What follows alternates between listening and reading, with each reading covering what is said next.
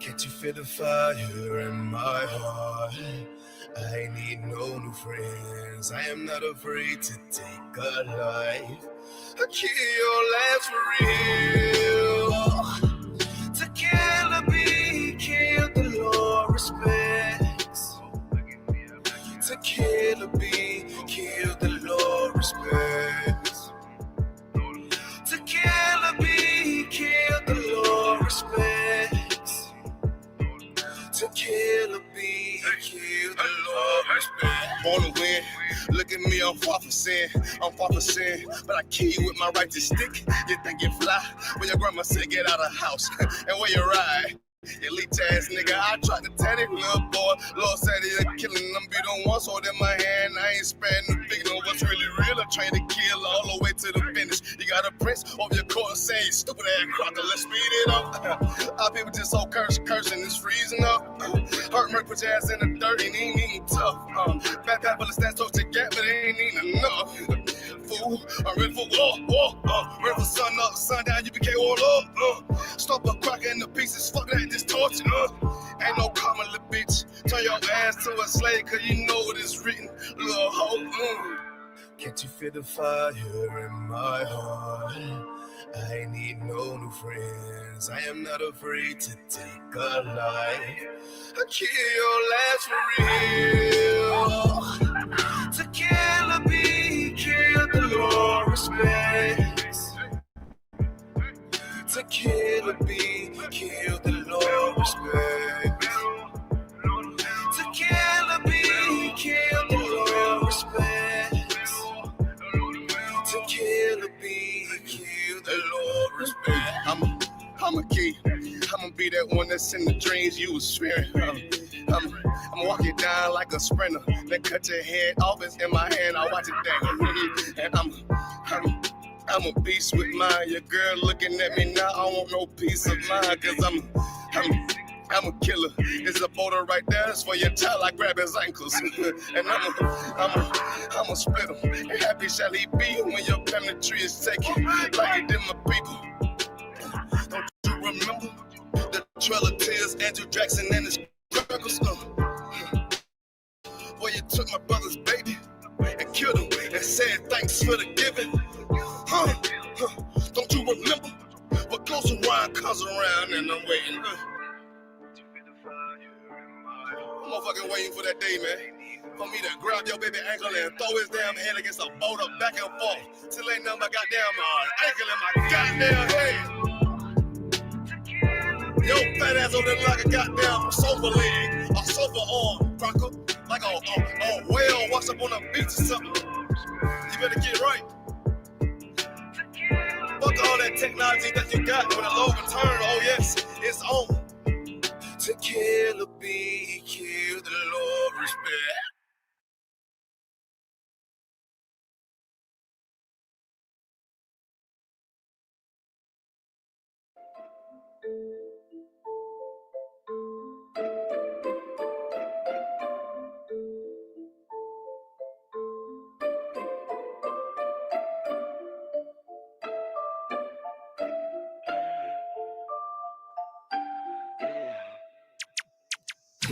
These little bitches ain't nothing but whores.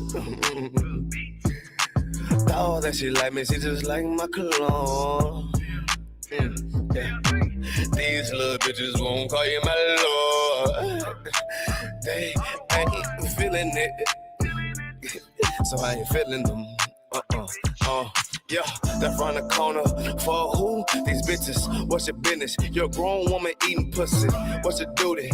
Get your money, how you do it? That box temper. Give it back with no excuses.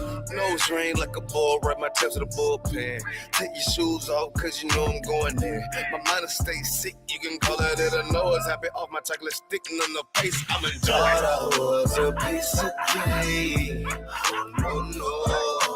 Thought I was gonna hit the brakes of my lifestyle. Bitch, you should've accepted fate and came home. Do your thing, bitch be gone, bitch be gone. Days these little bitches, some internet gangsters. Y'all Microsoft, pull up, boy, now you scared to talk, ain't you?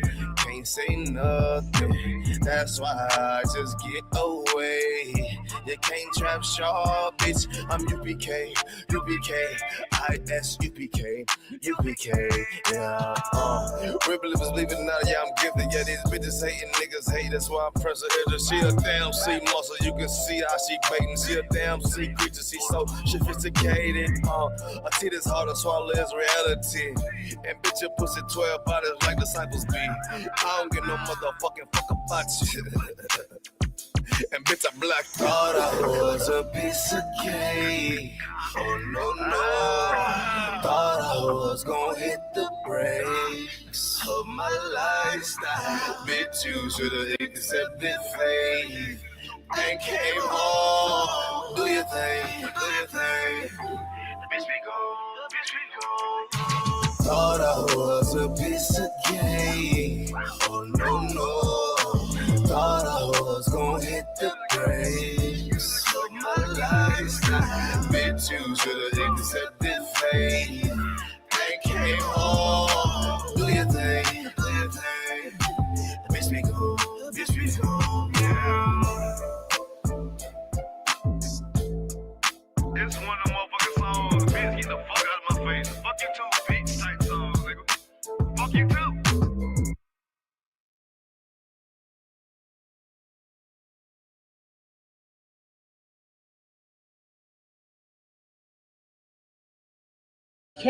Say that we're equal with other Israelite groups? What do we say? We are not affiliated with no other group. We are not affiliated and associated with any other Israelite group. Why? Because we don't share glory with other Israelite groups. We're not Jesus, and we're not part of the Holy Trinity, but we think like God thinks. God does not share. And it's not, that is an American concept. It's democracy. It is not how God thinks. There is one God and there is no other. Jesus Christ is not God. The Holy Spirit is not God. Buddha is not God. The white God of the Christian church is not God. There is no God but the God of Israel. There is one king of the nation of Israel and one savior.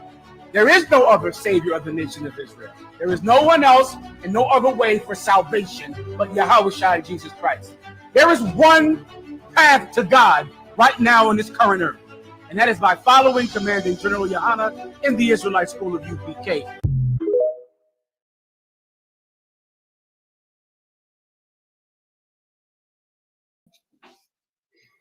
Panamanians, bro. Panamanians know that we are black as fuck. Okay? We are black as fuck. Don't look at me like at them Puerto Ricans and them Dominicans that be like, I know black. I know I'm black as fuck. I'm black as fuck. One thing about Panamanians, bro. Panamanians.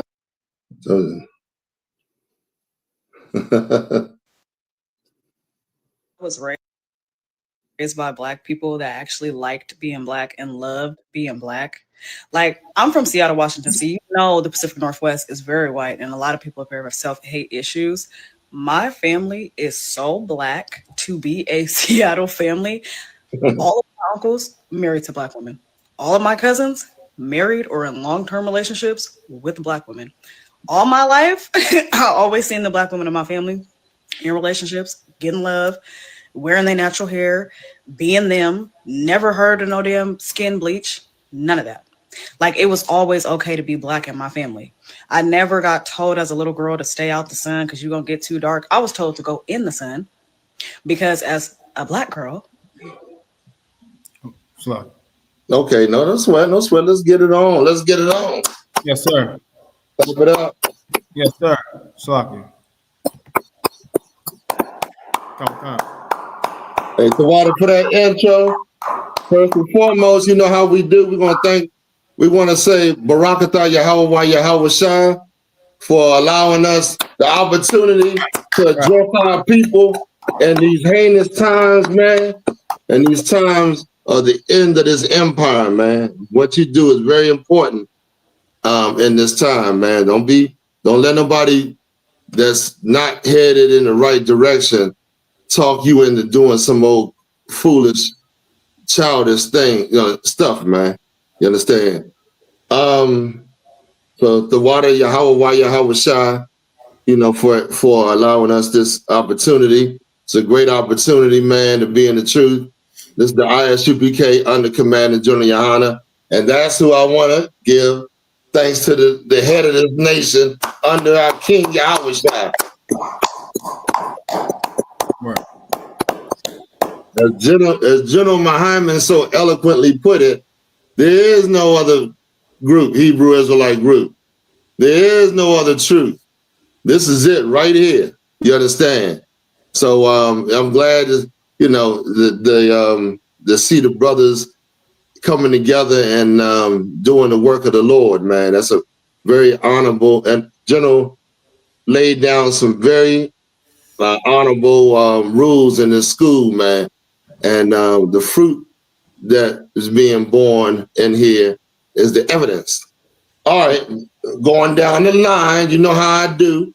We got to give it to General Muhammad. Right.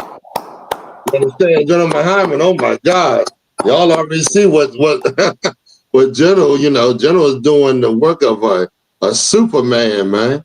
The councils, the classes, all the different things that General put in there. You know, the raising up these different, you know, these camps, you know, counseling them on how to move and all that. Excellent work.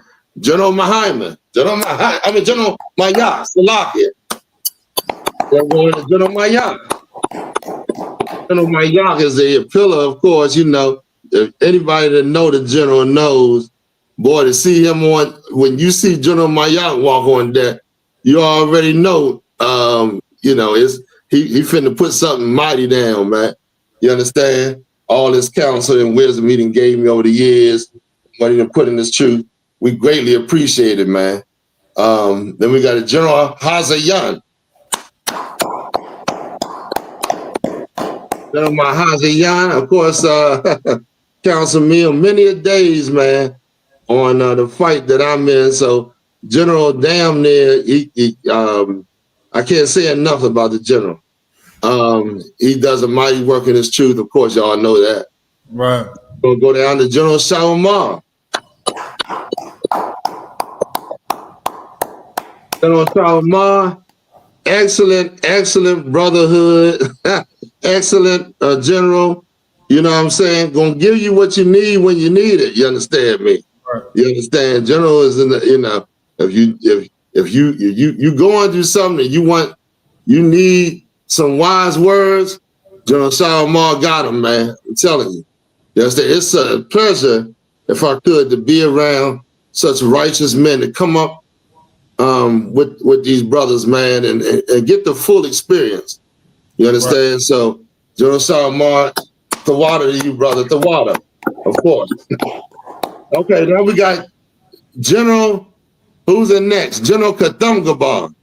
Oh my goodness, General Kathungabar, boy. I just got off the phone with General Kathungabar not too long ago.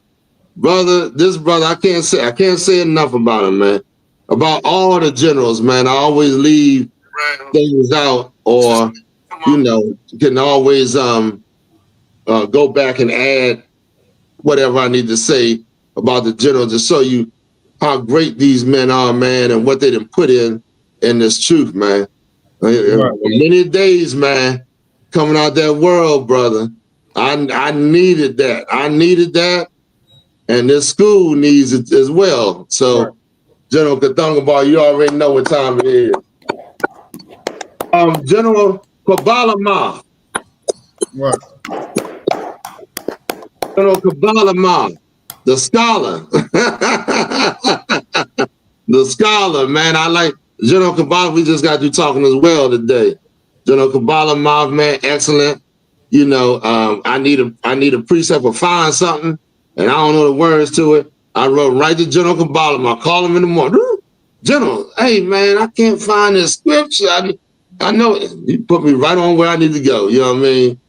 General Kabbalah, man, excellent brother, man, excellent.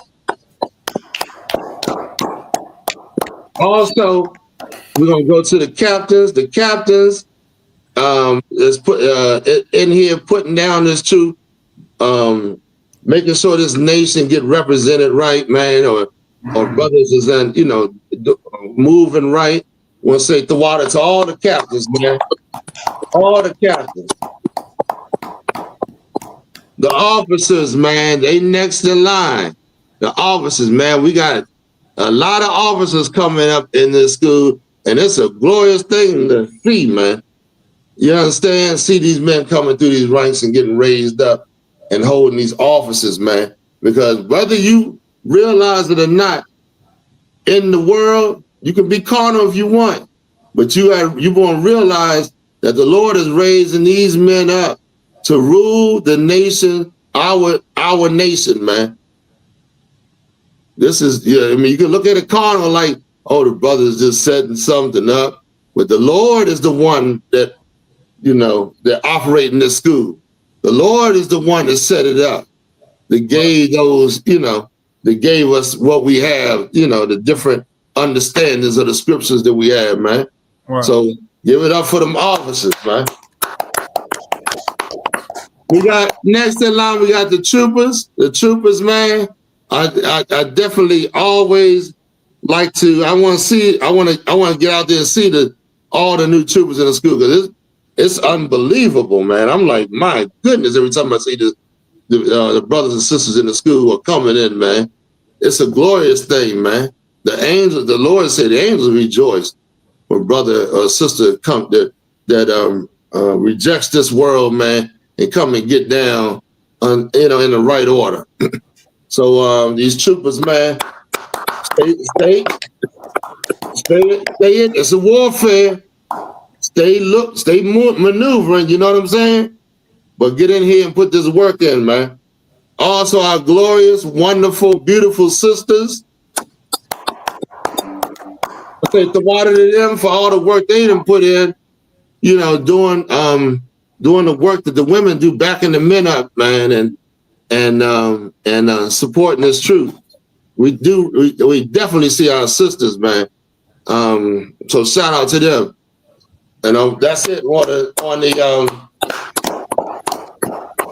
that's the whole body of our nation right there.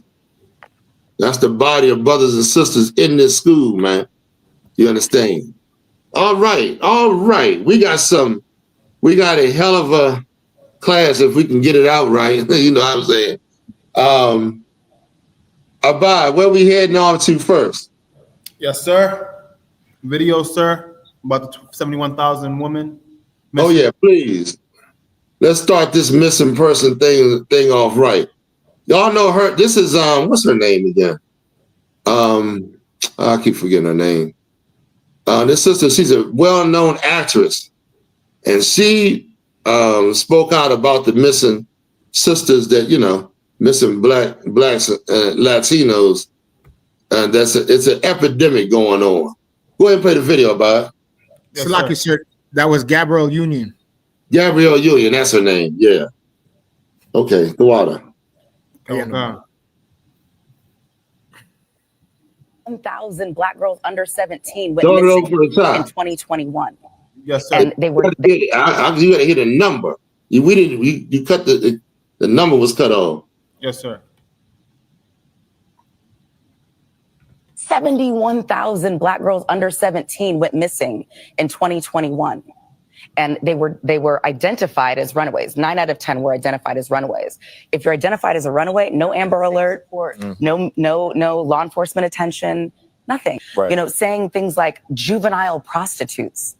Juveniles means children. Right. Children cannot consent to sex work. Right. They're children. Yeah. But black and brown girls get adultified. Like, we are demonized and we are blamed for our own abuse, which means you're not going to take it as seriously. Our innocence is never guaranteed, right? It's always up for debate. And the media decides who holds importance, which is why we know about Gabby. We know that hashtag. We know all of those hashtags. 71,000? Yeah. Name one hashtag. Who do we know? And that Gabby is talking about that white girl that went missing. Everybody know about that one white girl when she went missing. But Gabby Pietro, I forgot her last name. I don't know.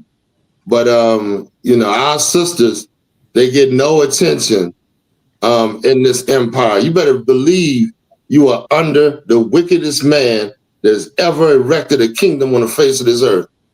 You better know that, and you better start doing for yourself, man. You want to rely on him to try to, you know, try to come help you with your cause. You are you're foolish. Right.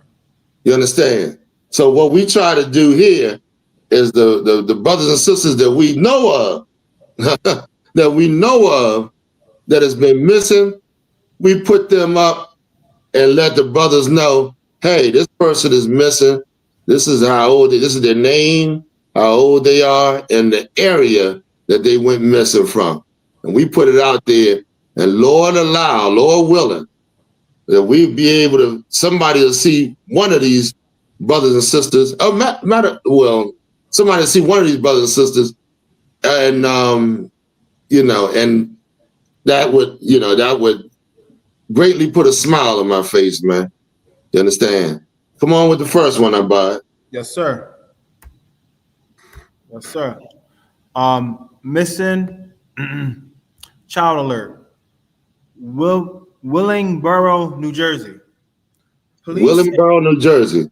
Go ahead. Police in Willingboro, New Jersey are asking for the public's help to find 14-year-old Dallas Hewitt, who has been Dallas? missing. You said Dallas? Khan. Dallas Hewitt? Okay. Who has been missing since November 1st, 2025. Both photos released by authorities are of Dallas, and investigators believe she may still be in the local area. Y'all see this 14-year-old girl, man. You know what I mean? She don't have a clue. These young kids don't have a clue on what they get themselves into on these streets, thinking that they're going to run away from, I don't know, a lot of them run away from home. A lot of them, you know, go kidnap, whatever. So we got to keep an eye on our own, man. And, you know, they're not getting, you know, the proper education in a lot of situations, man, to be able to make the right type of decisions. You understand? So they just know they're going through whatever they're going through, and they don't like it, and so they make a irresponsible decision of with going out on that street where you know you get yourself, you know, a lot of times killed, or people look at you as a prey because you're so young. You understand? Okay, go ahead next. Yes, sir.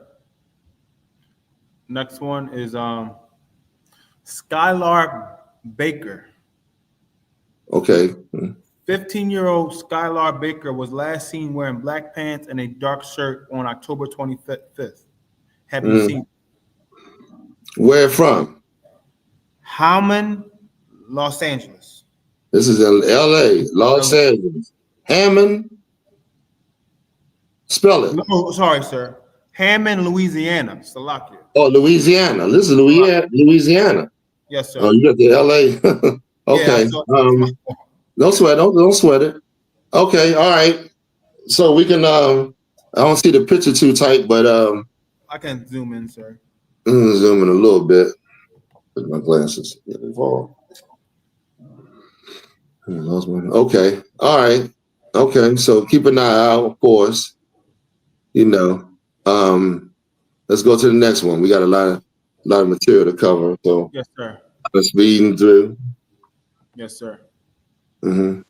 Next one is Oriana Bryant. Okay. 17-year-old Oriana Bryant was last seen around 6 p.m. at her residence on Gandy Road on October 29th in all black and a black and brown bonnet. Mm-hmm. So where is this at? Bowman, South Carolina. Bowman, South Carolina. Bowman, South Carolina. Okay. All right. So you know, keep an eye out for this sister. Of course. You know what I mean? Go ahead. Yes, sir. Yes, sir. The next one is Philadelphia police appeal for public's help to find missing juvenile Gabriella Spencer. Gabriella Spencer. Okay, let's look. Let's see what she looked like. You got a picture of her? Yes, sir. Right, that's the picture. Of course, if y'all have any missing persons, hold on one second. If y'all have any missing persons in your city, send them on in. Send them in. We'll put them on up, and get the whole nation to join in on the search for whoever it may be. You know, some people, they get found, you know, they're in the same area. Some people are taking over, you know, over state lines or whatever. So we need all hands on deck with this. Go ahead. Yes, sir. You want to go to the next one or? No, is this, okay, so. Go to the next one, sir? Yeah, put the next one up. Where are my glasses at? Yes, sir. Yes, sir. Philadelphia police seek public's help in locating missing 13-year-old boy last seen in Mannheim Street area. Mannheim. Picture up right now. Mannheim. Okay, that's a black and white. So that's kind of hard to see, but let's keep that. Did it say the name? Does his name? He's 13. Yes. 13-year-old Ade Day Johnson. Okay. There ain't no Hamite, is it? Day. Okay. All right. What's next? We finished with that or what? Yes, sir. We're finished with the missing persons. Okay. All right. So, of course, keep your eye out for them. I can't hear you. Now. Are you saying something about it? I don't know what's going on. Can you hear me? I think he froze, sir. Could you hear me? Yeah, I can hear you. I can hear you. Okay. Give it a minute. Anybody got any questions in class? Just go ahead and type them on in. It's back up. We're going to be dealing with, we're going to be dealing with the Thanksgiving a little bit. And the tribes, we're going to go into the tribes. We're going to go how evil it is, man, for us to be trying to celebrate this evil holiday with your oppressor. So go ahead, Abad. We finished or what? Did he get off? Did he get knocked off, kicked off? Yeah, he might be having technical difficulties, sir. He probably is. Okay. What we can do now is go into a little bit of the class. Are you back, Abad? Yeah, we back. Sorry okay. It was just... All right, no sweat. Okay, let's go on to the next thing. Yes, sir. We at the invention, sir, if I may. Let's put up some of these inventions. Now, we ain't going to go over. We're going to save some of them for next week. Because we got quite a few of them. It's like 8 of them we got. 8, 9. Kind. Plus some. Go ahead. Well, get them. Okay, go ahead. Yeah, I don't put in no particular order. Yes, sir. Playing it right now, sir. Is behind the perfect indoor climate. Buckle up for the tale of David Crosthwaite. Born in 1898 in Nashville, Tennessee, David Crosthwaite was a groundbreaking engineer, inventor, and HVAC expert. Holding 39 US patents and 80 international ones, he revolutionized environmental systems. He designed the heating systems for iconic landmarks like Radio City Music Hall and Rockefeller Center, making indoor climate control more efficient and scalable for large public buildings. Crosthwaite's brilliance earned him the distinction of being the first African-American Fellow of the American Society of Heating, Refrigerating, and Air Conditioning Engineers. His legacy doesn't end there. He authored manuals and codes that still guide HVAC training today. David Crosthwaite laid the foundation for modern indoor comfort, an achievement we often take for granted. But his impact wasn't just technological. He broke barriers for black engineers in STEM. So next time you feel that perfect indoor temperature, tip your hat to David Crosthwaite, a true pioneer. All right. So now we got David, what's his name? Crossway? Khan. Okay. Most High in Christ. That's another. Listen, I didn't heard, y'all remember that all white town we covered not too long ago? I think it was in Arkansas or whatever. That all white town is looking for government assistance. You know what that means, right? Looking for blacks and Latinos to bail their ass out. Government assistance, you are paying taxes. So if the government assists them, that's your assistance. You understand? So, and of course, if they hate black people so much, but then don't put none of blacks and Latinos inventions in your damn town. Let's see how you want it. How would your day end up? You'll be in hell. You wouldn't be able to open the goddamn door to get out the room. The room be cold as hell. You wouldn't be able to turn on the TV. You wouldn't be all kinds of things, man. You wouldn't have no traffic, like traffic be jammed. Shit. Refrigerator be on the blink. Every goddamn thing black people invented. Go ahead, Bob, play the next one. Yes, sir. Yes, sir. Boykin's mother died of heart failure when he was 1 year old. This tragedy would drive him to save millions of lives. Born in Dallas, 1920, graduated valedictorian, earned a scholarship to Fisk University, but had to drop out of graduate school because his family couldn't afford tuition. So he started inventing. 1959, Boykin created improved electrical resistors, tiny components that control electrical flow. Sounds boring? Think again.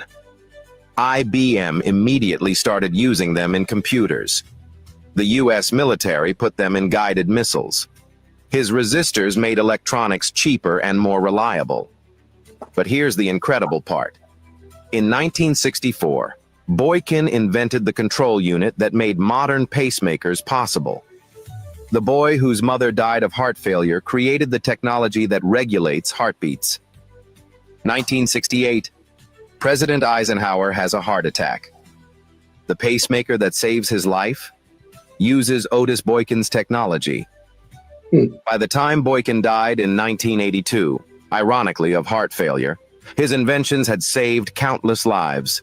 Every computer, every smartphone, every pacemaker traces back to a grieving 1-year-old who never forgot his mother's heart. Follow for more hidden heroes who changed everything. Otis Boykin's mother died of heart failure. Come on, man. Y'all, it's so many. Look, the ignorance of, not knowing, I don't want to call it ignorance, not understanding what you do really fuels the hatred you have of yourself. We put these up here so you can be proud, you can know that you can do you built this place right here. Right. All that hatred, all that propaganda your oppressor putting out, you don't talk about what you done for his behind for him to be able to put that propaganda out. You understand? So, you know what I mean? You're a hell of a people, blacks and Latinos and Native Americans. One hell of a people. Go ahead. Anybody want to say anything? No. Okay. All right. Next one. Where we at? Let's go ahead. Give me a couple more, and then we're gonna bounce off this and go into the topics. Yes, sir. Okay.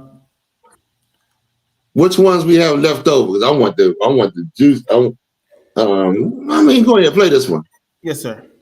Only one who didn't know a black inventor from Kentucky revolutionized fishing. George Cook brought brains and bells to the water in 1899. Here's how he did it. Picture this, Louisville, Kentucky. George Cook, a brilliant black inventor, isn't just fishing for fun.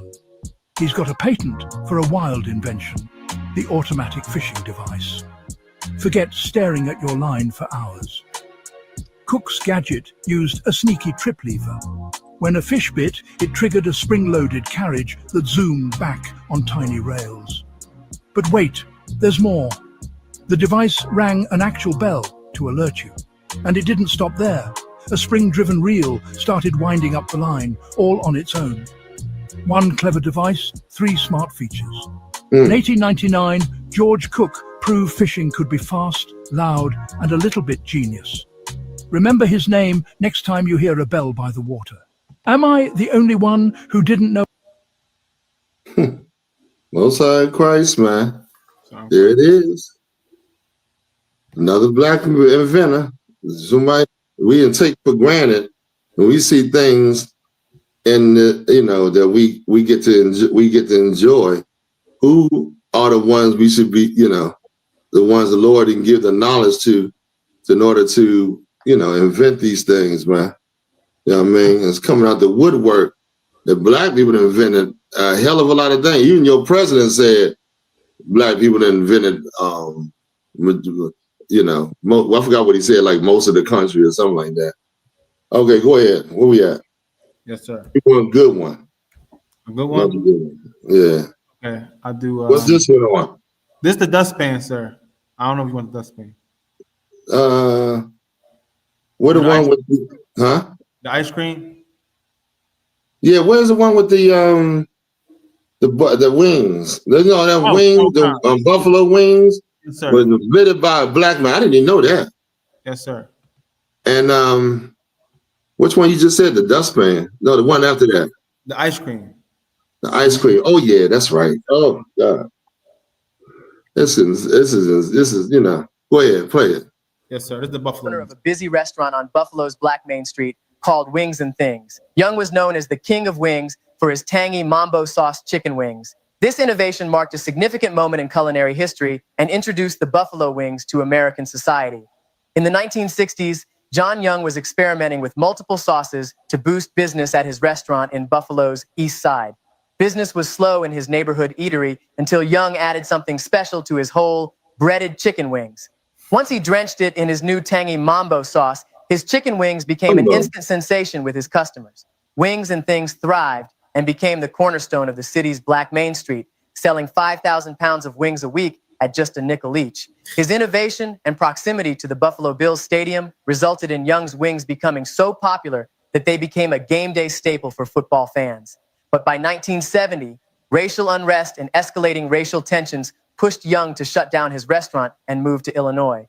When he returned a decade later, he was stunned to find his creation, now called Buffalo Wings, was credited to Anchor Bar, a restaurant just a mile away owned by an Italian family. Even more frustrating for Young was that Frank Bellissimo and his family had been regulars at Wings and Things and took inspiration from his recipe. Young told his story to the New Yorker magazine in 1980, staking claim that he was the true inventor of the buffalo chicken wings. He was deeply hurt that other people took credit for his innovation. During the 80s, more and more restaurants began to serve their version of the buffalo wings. The unbreaded wings, split into drumettes and flats, were tossed in hot sauce, served with carrot and celery sticks or along with a pizza. Franchises like Buffalo Wild Wings helped spread the dish nationwide, and its place in Super Bowl culture was cemented while Young's name faded into obscurity. Though the world knows Anchor Bar's version, Buffalo's Black Main Street remembers John Young, the real king of wings, the man who turned a cheap cut of chicken into an American obsession. Let's honor our trailblazing ancestors. Look at that, man. I bet y'all ain't never knew that one. That one shocked me right there. It made me think of at us at a whole different level, brother. Right. Imagine the kingdom of heaven. God, my goodness. It's going to be all kind. The Lord give us knowledge like the knowledge the little bit of knowledge we get now was given by the Lord. And look what we're doing. Imagine when we get in the kingdom. Oh my God, it's going to be magnificent. Let's go to the stories about it. Yes, sir. I think Award wanted to say something about this. Oh, yeah, please. Award. Hey, Salakia, sir, if I could, right? These stories are so excellent. And juxtaposed to these stories, it proves what the I.S.U.P.K been saying since 1969. that our oppressor is the devil the Bible speaks of. He's That's a right. devil and a deceiver because Stephen Miller, which is he's the head of the White House, right? Stephen Miller and Charlie Kirk. Both of these Edomites under white supremacy has been saying that black people lack the mental capacity to do anything, right? Oh yeah, I did hear him say that. Yeah. Charlie Kirk. So they've been perpetuating this lie. Come to find out that there is the stories we just ran. Black people affected every industry, medicine, right? Restaurants with concession stand, That's right. right? And Entertainment. HVAC. Yeah, right. HVAC. So we affect our intellectual brain power, make America run. Right. Well, see, that's how you oppress a people. You put a lot of propaganda out there. See, you don't want to tell them how great they are. Then they'll understand that they can come. Maybe why would we? If why are you oppressing us if we great? You know what I mean? You got to put DEI out there. You got to put all the rest of this propaganda. You understand? Wipe their history out. They've been wiping our history out for however. You know what I mean? But go ahead. I'm Salaki if I could. Yeah, so this just proves that we shouldn't listen to them, and like the I.S.U.P.K going on the street corner, man, the Black Christian Church, they're the reason why we don't know these stories and we fall victim and prey, so if I could, to the tricks of the oppressor and our children, and it adds to the missing story. I don't want to blame the parents, but because of the Black Christian Church, we don't know who our natural born enemy is. So maybe our children. Sir? Yes, sir. No, I was there. Bob, give me ye are the salt of the earth. Come. So we let our guard down around these heathen nations, and our children innocently go amongst them, and we don't know how they're being abducted. Yeah, I know. It's a real sad situation that we it's a lot of us hating ourselves, which is we go around and try to figure out these other nations thinking that they're better than us when they really aren't. You know what I mean? And not knowing what the Lord said, the counsel of the Lord on how we should deal with the situations that we're in, or how we should go about doing things. But read what we got about it, if we could. Yes, sir. This is the book of Matthew, chapter 5 and verse 13. Ye are the salt of the earth. See what the Lord said? Now, it's so many inventions that I haven't even gotten to. I'm doing them little by little. But it's so many inventions that this man has procured for himself, and now he's using, and you don't get none of the benefits of it. Read it again. Ye are the salt of the earth. The Lord said, you are the salt of the earth. This is Blacks, Latinos, and Native Americans. Read on. But if the salt have lost his savor, how could salt lose its savor?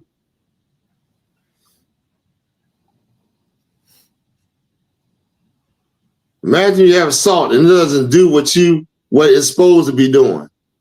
Would you sprinkle a bunch of salt on your food? Would you sprinkle salt on your food if it don't have the taste of salt? You just putting it on there for what? Huh? Or would you use salt as a preservative if it doesn't preserve anything? Imagine you put salt supposed to you do the work that it's meant to do. But if it doesn't, what the Lord say? Read on. Wherewith shall it be salted? Well, how is this thing going to be salted again? Wherewith shall it be salted? Okay, read on. It is thenceforth good for nothing. It's good for nothing. The Lord is using the metaphor of salt, and he's using it like he's talking about his people. We done lost our savor by being around these other nations. Right. You know what I mean? We're supposed to be good and make things wonderful. You know what I mean? Right. Go ahead. Yes, sir. But to be cast out and to be trodden under the foot of men. And that's what's going on with us.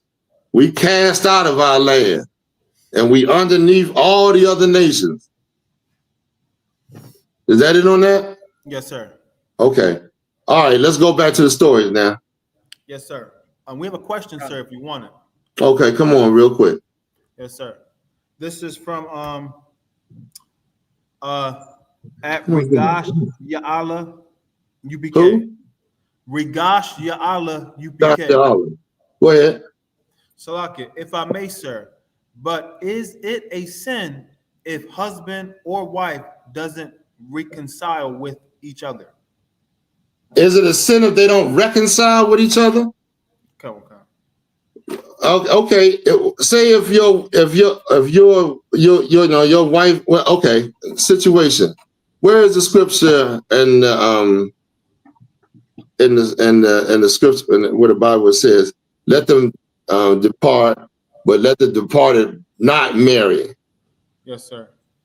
If they depart and can live a life without having sex with nobody or whatever, if they just is a stubborn and don't want to, let them just live the life that they, you can't force nobody to be with you. I think that's what he's asking. Is that what he's saying? Read it one more time. Yes, the question, sir? Yeah. Yes, sir. Yes, the question is, Salakia, pin it right back up here.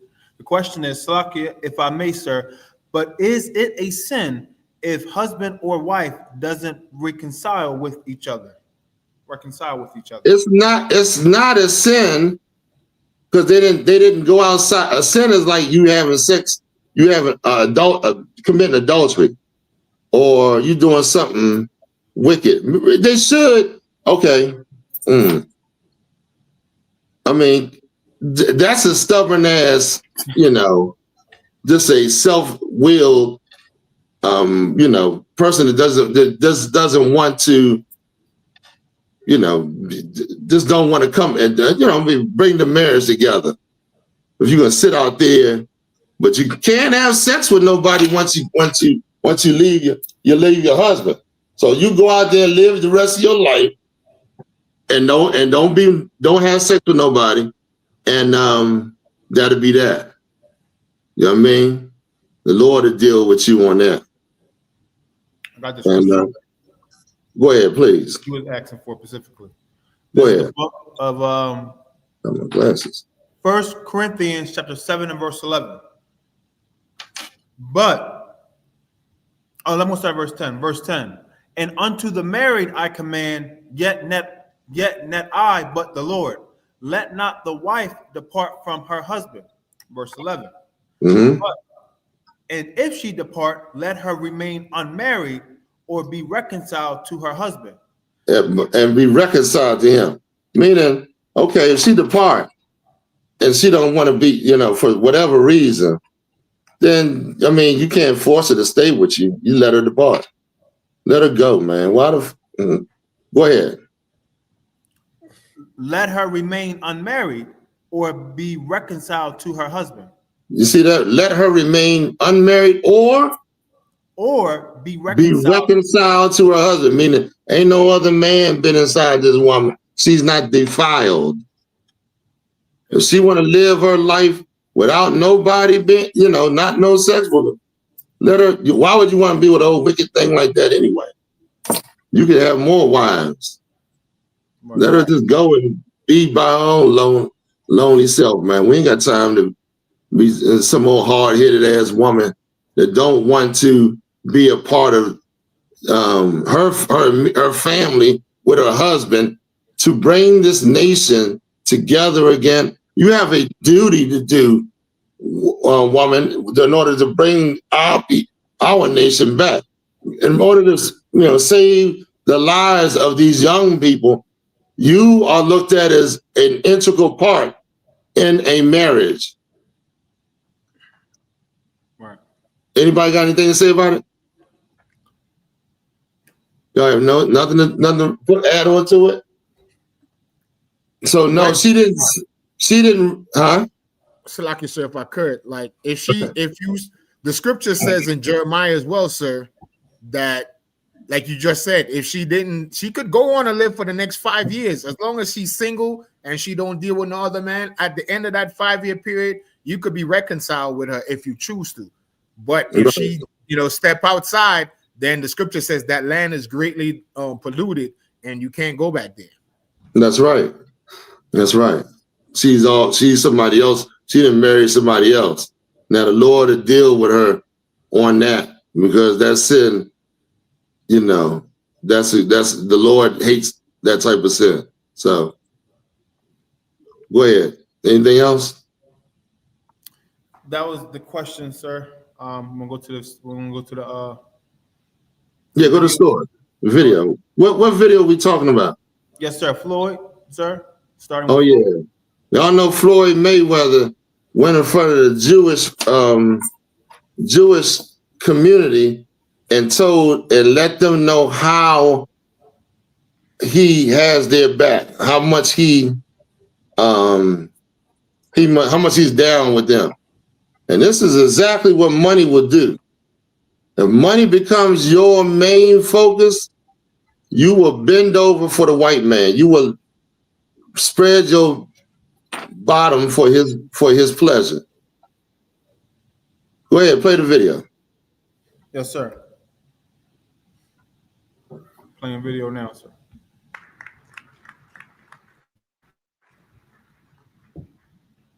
And like I said before, I'm not with you guys 10%, 50%. I will always be the voice for the people in Israel. I will always stand behind the country of Israel, the one and only Floyd Money Mayweather. In Israel, I will always be here for you guys when you guys don't have a voice.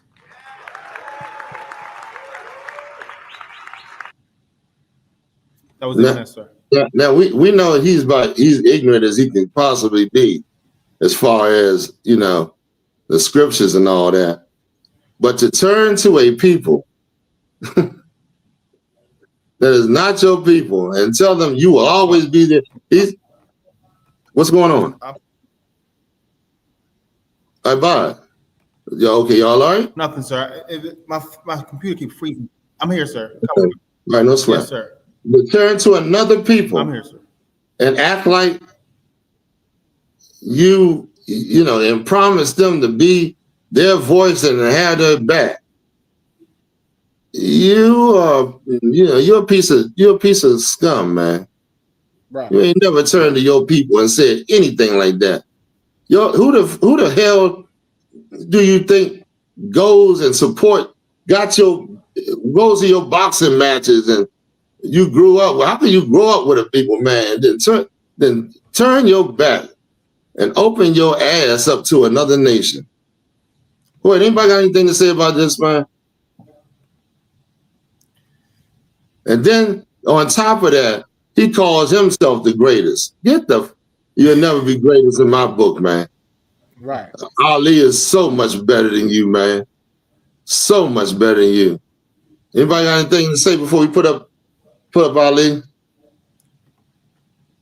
Put up Ali for me. Yes, sir.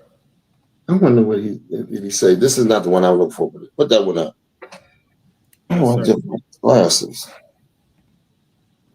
I'm not going to help nobody get something my Negroes don't have. If I'm going to die, I'll die now, right here fighting you. If I'm going to die, you my enemy. My enemy is the white people, not Vietnamese or Chinese or Japanese. You my opposer when I want freedom. You my opposer when I want justice. You my opposer when I want equality. You won't even stand up for me in America for my religious beliefs, and you want me to go somewhere and fight, but you won't even stand up for me here at home.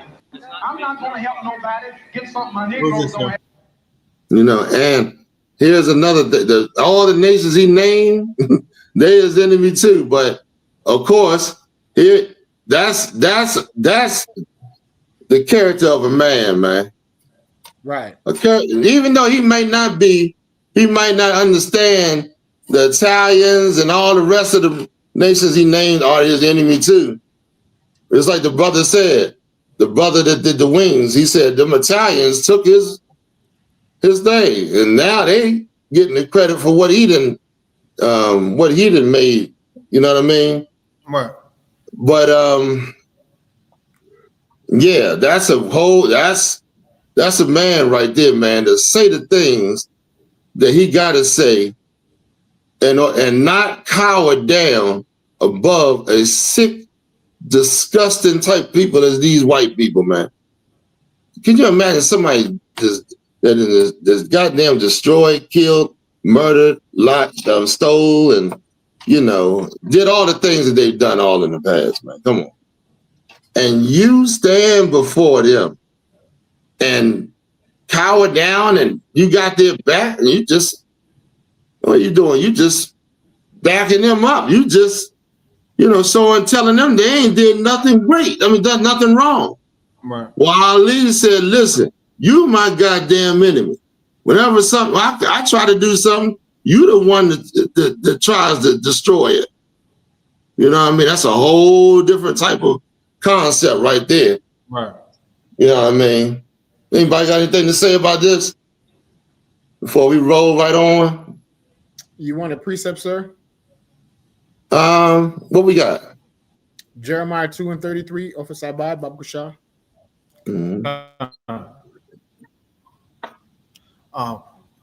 One second on what my system keep freezing. I can pull it up. I have it. Okay, this is better, Jeremiah man. 2 verse 33. I got it. Jeremiah 2. Take me off the screen. Slocky, sir. I'm on your Slocky. My fault. I got caps every move on the big screen. Goddamn it! I guess this is how it's going to be. The Lord going to look at our life, and it's going to be on the big screen. And you're going to be like, God dang! Don't look at that. Take me off the screen. Yes. Sir. Go ahead. Yes, sir. This is the book of Jeremiah, chapter 2 and verse 33. Why trimmest thou thy way to seek love? Oh yeah. Go ahead. Why are you trimming your ways looking for love? Meaning the white man require you to cut your beard off. In order to seek love, you shave your face bald like a little boy, like a baby boy. Right. Why are you trimming your ways to seek love? Give me some other ways that they trim their ways looking for love. They don't. Okay, go ahead. Anybody? Salaki, sir. By saying you support them, you absolving them for all the crimes they committed in slavery. Of course. The Jewish community was integral in the transatlantic slave trade. They Absolutely. That's right. That's right. So why are you trimming yourself? Why are you trying to act like you're not black when trying to join another money? I got a video of these of this sister, man, and I didn't want to do it. I'm trying to save it to next week. I was gonna do a whole women's breakdown, but this sister right here, she's hosting this show. And in the show, the lust on this sister is oozing off of her. Oh, we've done this and that and joined the white man and we got all kind of positions and y'all don't even come and try to meet us. You should see it, brother. If you looked at her and look, the whole thing is about money. Who making what? Why we should be making more or should require us. It's just sickening. You know what I mean? You trim that's the perfect type of cat that the white man would use to put up on top of blacks or Latinos. Right. Because for that money, they'll kiss his ass. Right. Oh, any more in the scripture? Therefore hast thou also taught the wicked ones thy ways. Therefore, you didn't taught. That's, oh my God. Y'all, you understand what are you talking about? Somebody break that down. Somebody break that down. Very easy. You done trim your ways looking for love. Therefore, have you taught taught the wicked ones your ways. Who's the wicked ones? Your oppressor. Right. Right. Now what is the Lord saying?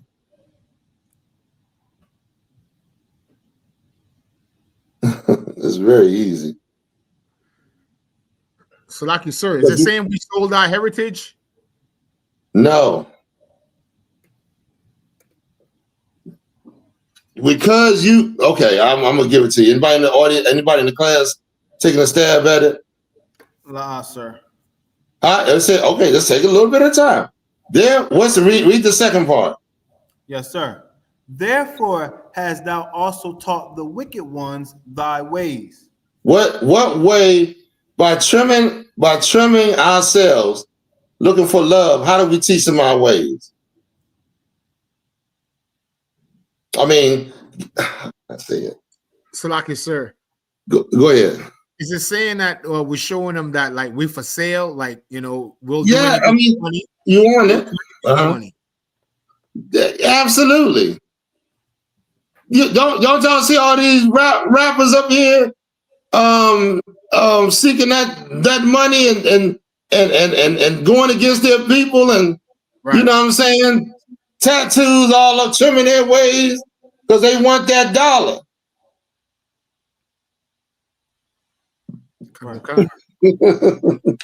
Y'all, I don't know.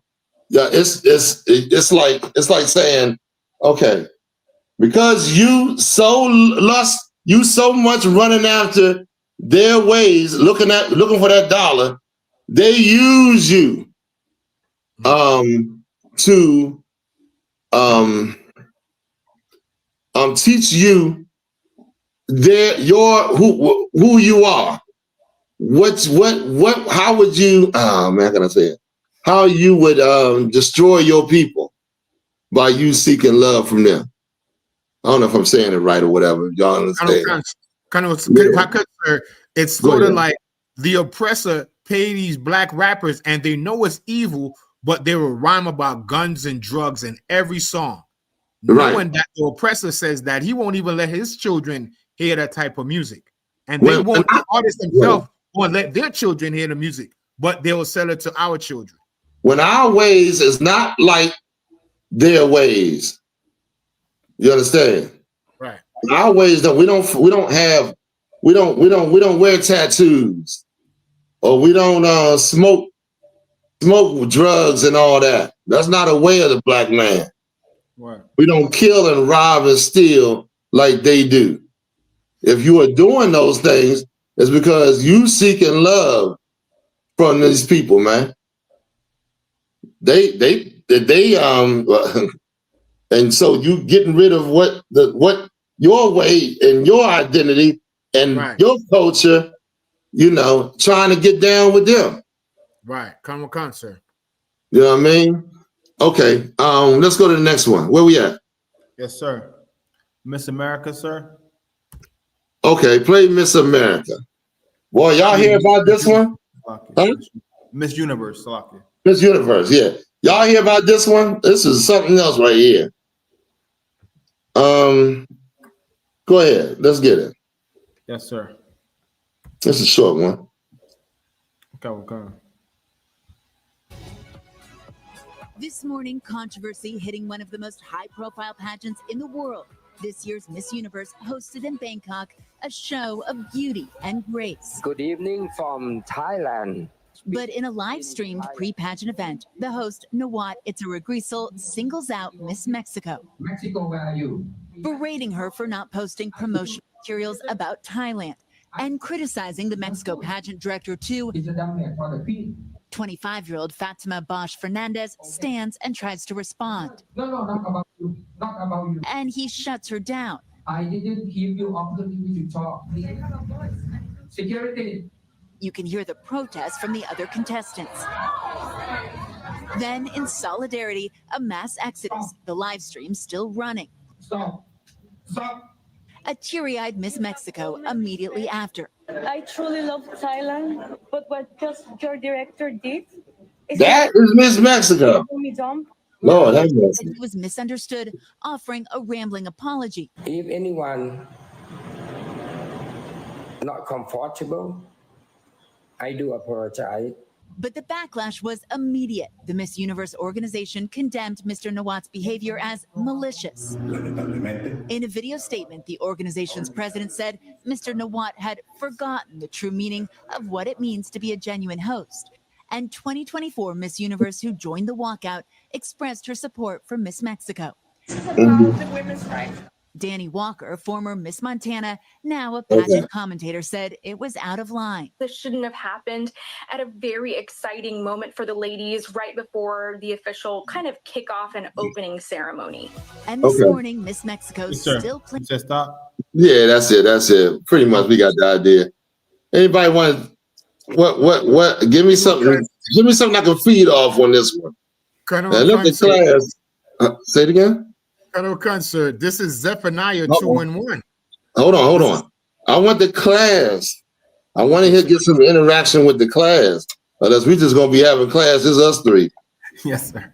Yeah, I want somebody to say something in the class about this. Yes, sir. It's a and this is something how these pageants, man. The things that's going on with these beauty pageants. You got Miss Mexico looking like a damn just don't even look like she represents Mexico. She representing white folk. Right. She like am I right or wrong? I see Miss Mexico. I'm trying to see a Latino woman up there, man. Well, she can't be beautiful.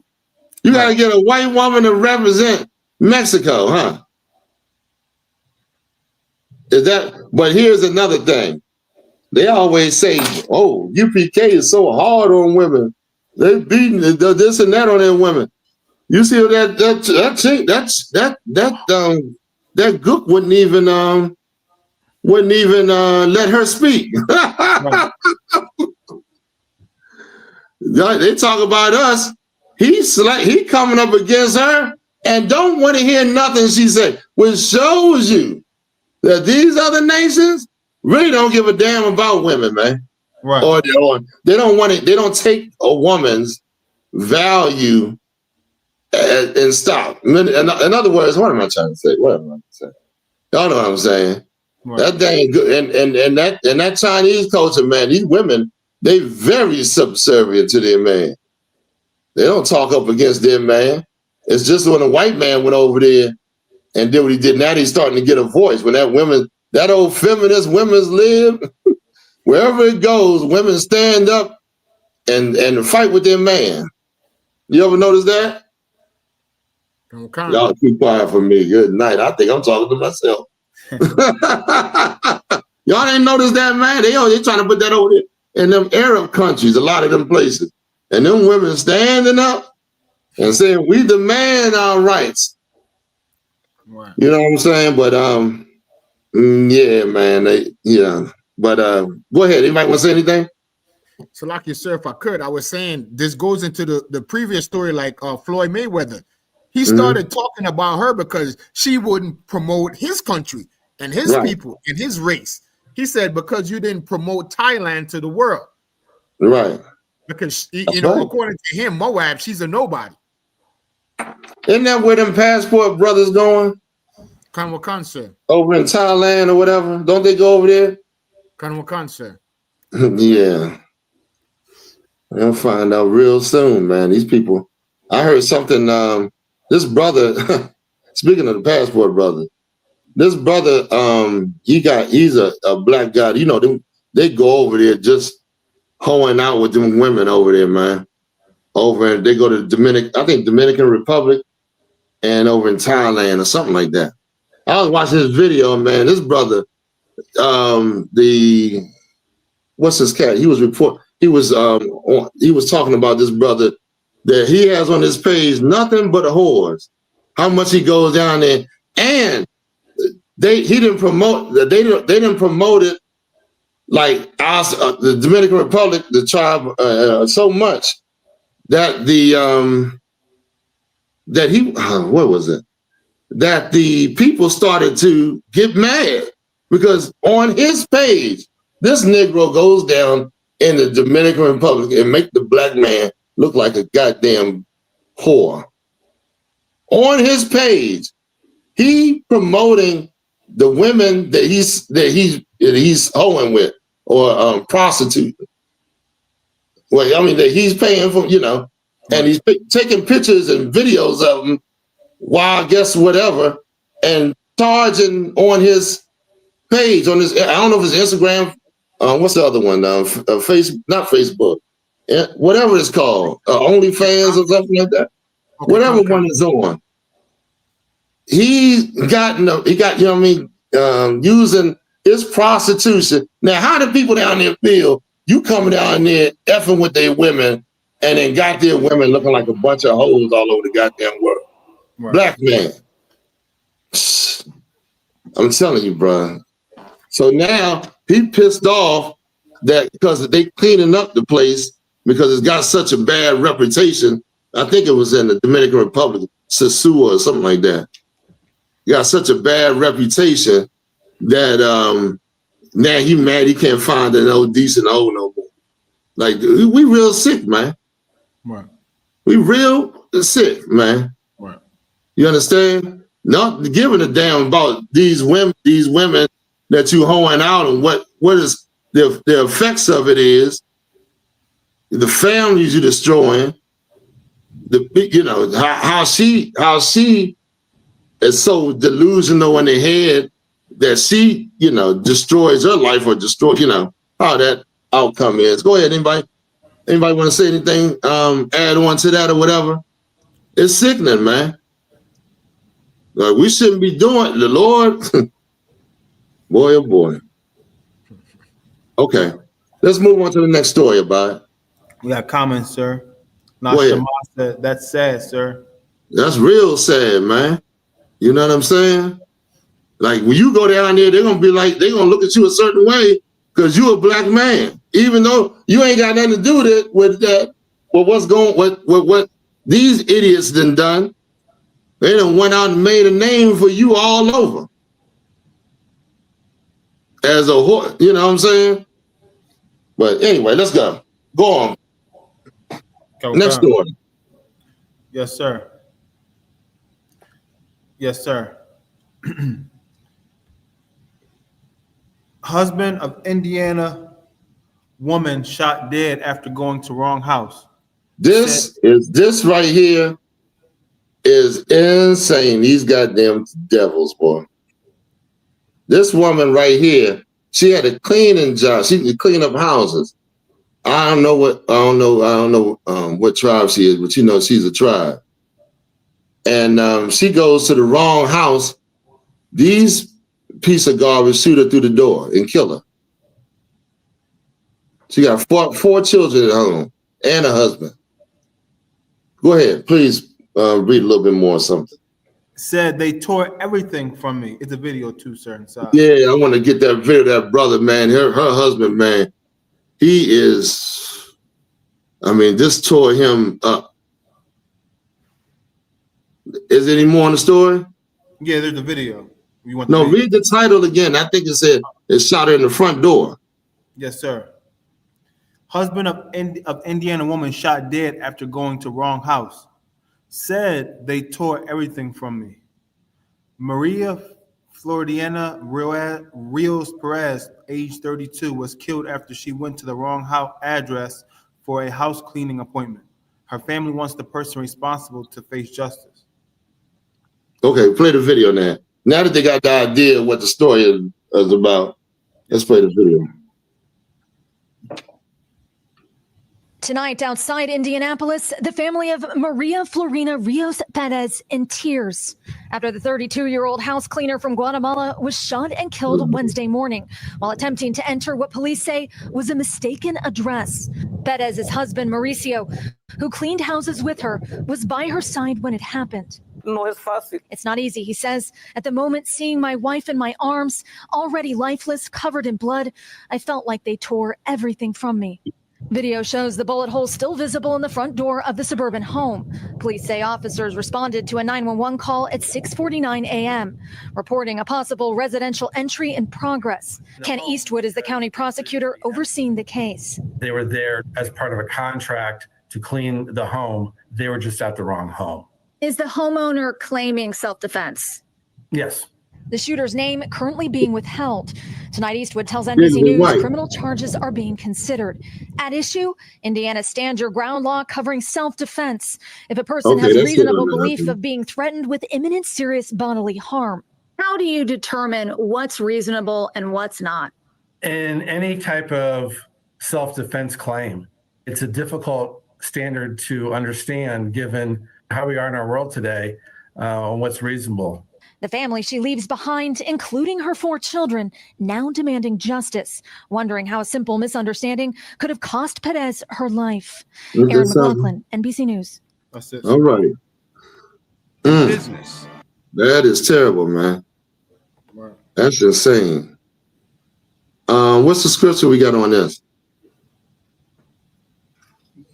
Who got the scriptures that was they hunt our steps, sir. Yeah, you can give me that one. Salaki, sir, I would go with St. John's 8:44. That's a good one.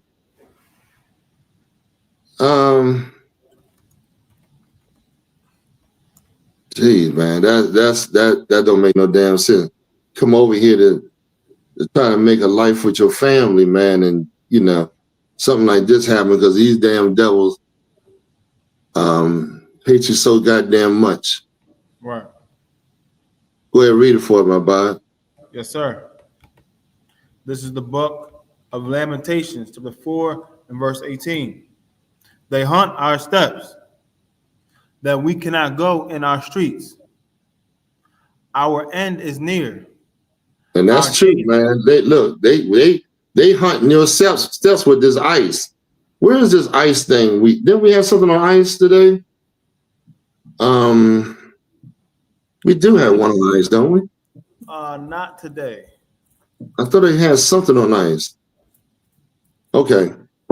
But ICE is literally hunting the steps of our people, man.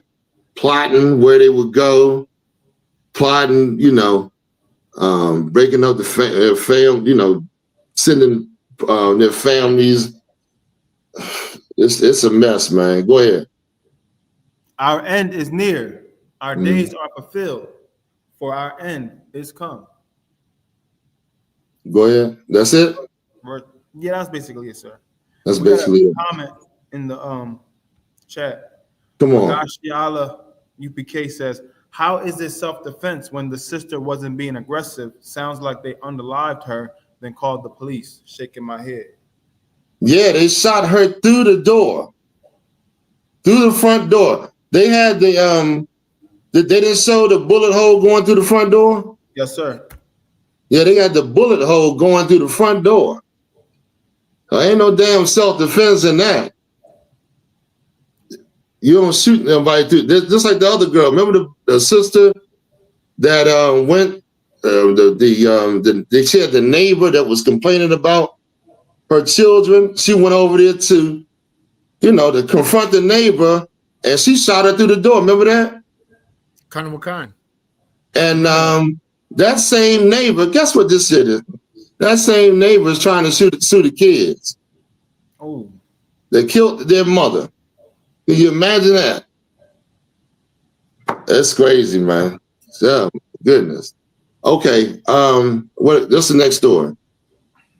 Yes, sir. Anybody want to say anything about this? Anybody want to pull any scriptures or anything like that? I thought we St. John's 8:44, sir. Salakia. Yeah. Give me that one real quick. Yes, sir. I forgot about that. Salakia, sir, if I could. The reason is, you see how the prosecutor said they thinking about pressing charges? Mm-hmm. You want to live somebody without even going to the door. You just shot. Right. So the reporter is cool with it. The prosecutor is already making an excuse. So all these white people is proving that when they see a murderer, they're in agreement with it. Salakia. Yeah, they don't value Black and Latino life, but they're going to value it in a minute. It's going after all, you know. The Lord going to make them, is going to show them who you are. Go ahead. You got the scripture? Let's read. Yes, sir. This is the book of John, 8 and verse 44. Ye are of your father the devil, and the lust of your father ye will do. He was a murderer from the beginning. Now, even though Christ is talking to Israelites, their father was the white man. Okay. And what's the proof of them doing the lust of the white man? What was the proof? Go ahead, Abide. They was trying to unalive Christ. That's right. They was trying to do. Remember when what's the damn name? Herod was trying to kill Christ when he was born. When the wise men came to him. Right. Well, they was doing the same thing. The Sadducees and Pharisees trying to trip him up to have him unalive. Yeah, I gotta say unalive. You know what I mean? So their father was the oppressor, the oppressor, the devil. He's the devil. You know what I mean? It says it right there. You are your father, the devil. Talking to black people, telling them their father's the white man. The lust of your father, the things that he do, he likes to covet.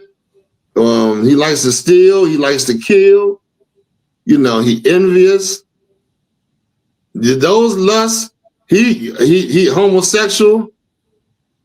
You know what I mean? Money, he's money hungry. Didn't that fit us? We just talking about, oh my goodness. That we doing the lust of the father.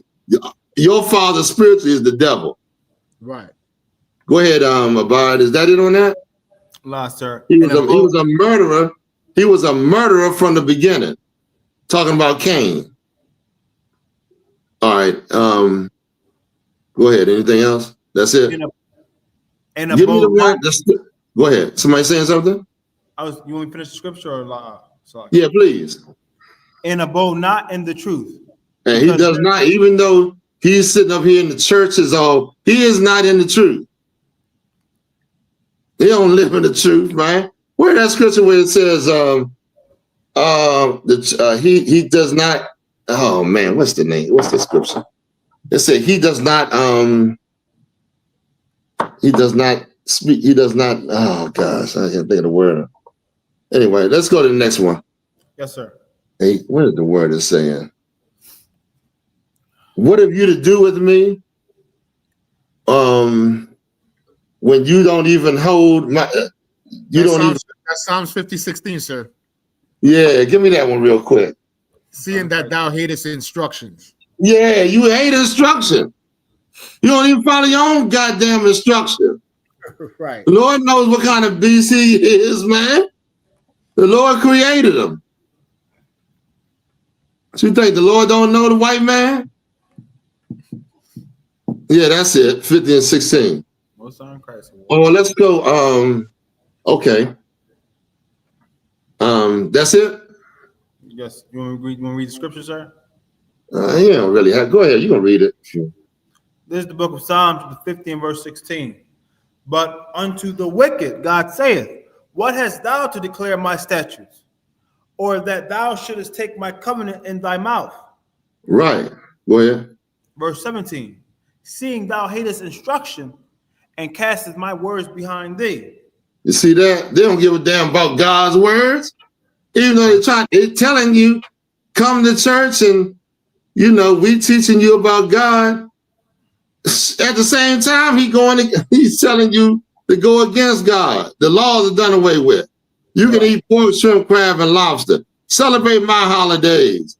But then, he act like he, is doing what, he's a God-fearing man. Right. Go ahead, boy. It's like you, sir. He's saying that he's a God-fearing man, but he forgot the commandments that says thou shalt not kill. He threw that law behind him. Absolutely. You know what I mean? Like this man plays both ends of the field, man. When blacks and Latinos understand that, he plays the good guy and the bad guy. Right. You ever see go to that police, what's his name? They got one good guy and one bad guy. And you cuddle up to the good guy and look at the bad guy like the goddamn good guys on the bad guy side, idiot. Right. They both playing. The Democrats and Republicans are both all in the both are the same. Right. They playing your behind. Right. Oh my goodness, man. Okay. Let's go on. What we got next about? The next video is the MAGA pastor. Yes, please. Now you got started at where I said, and you got to stop it where I said. Now I don't want that other stuff in there. Okay. This pastor, you want to really know how the white man feels about you? Now, they've been holding this in forever, trying to make you think that they are good people to draw you in. But let's go and see what he truly thinks. Roll it. Yes, sir. You can't be a vigilante, but you literally can join ICE and be God's appointed avenger, right? Who seeks to carry out God's vengeance on the evildoer. Immigration is evil. So to join the proper mechanism through ICE and to become, in that sense, God's appointed deacon to carry out vengeance on the evildoer who is devouring the inheritance of the children, that is a righteous thing. You can join ICE today and make Jesus smile. Stop right there. With a gun. Yes, you hear what this bastard's saying, man. Oh my goodness, man. This is insane, brother. We have this, you know, how much more do you have to see in order to know these people hate you? Right. Huh? About 5 more years of this before you say, man, maybe they do hate us. You know what I mean? Until it's only a few of us left because they hate you so much, they're trying to wipe you the hell out. Man, these people, man, is insane. You can join ICE and be the God's appointed avenger to get rid of the, the tribes. Right. With a gun, the bastard said. You know what I mean? Like, he is an enemy, man. And those churches are enemies to blacks and Latinos. Right. That's just all it. That's who's sitting up in there, making sure, you white Jesus and all that being worshipped and honored. Right. All right. So we finished on that? Yes, sir. All right. What's the name of the class? The name of the class is yes, sir. Death to Thanksgiving. We unite under our King, Yahawashi Mashayach. We unite under our King, man. Death to Thanksgiving, man. How in the world can you justify celebrating something that has caused the murder of your people? You insane? Oh, the Native American Indians were murdered, man, by the white man. They didn't make no peace. Get the Pilgrims and the Puritans. They that queen over there said, y'all, you could take this. What did she say? Take the sword and the gun. No, the sword and the cross. That's what it was. The sword and the cross. And you take both of them and you going over there and you subdue that land. And that's what they did. It came over there and called what the Puritans thought they were pure. White people, they called themselves pure. And they looked at you as being the animal. They looked at you as being the thing that's against God. They thought you had to be civilized when they the ones that need to be civilized. They the ones came over here and brought the diseases over here and, and all the rest of the evil that they brought. You know what I mean? Imagine the disease they brought. The Native Americans didn't, and a system didn't build up to tolerate the smallpox or whatever. Your system has to build up, what do you call that damn thing? Build up to reject that from your system. They never even had that. So could you imagine getting the smallpox and your system hadn't built up a resistance to it? You understand? When you got it, it wiped you out. Then these bastards came and wiped up. Go ahead, about you got the what's the name? Yes, sir. I got Let's read a little bit about these bastards right here, man. You want the Puritans or the stuff that you called before? Let's read about the Puritans. Yes, sir. The Puritans and the Pilgrims, right? Now we're gonna go into a little bit of history on Gad too. We're gonna go into the Bible and prove to you, of course, that Gad is a part of the 12 tribes. Hawar, give me Genesis 49. Yeah. I'm good to go. That's all right, Abad. I thought you. I'm good, sir. You got it? Yes, sir. I got the AI overview, sir. Okay, go ahead. Puritans were English Protestants in the 16th and 17th centuries who wanted to reform the Church of England by removing remaining Catholic practices.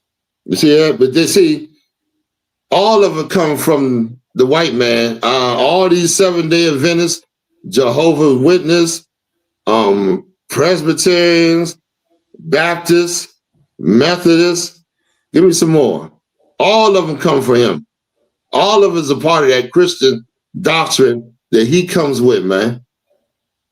Go ahead. Yes, sir. They believed in a direct personal relationship with God, emphasizing piety, morality in the Bible. Mm-hmm.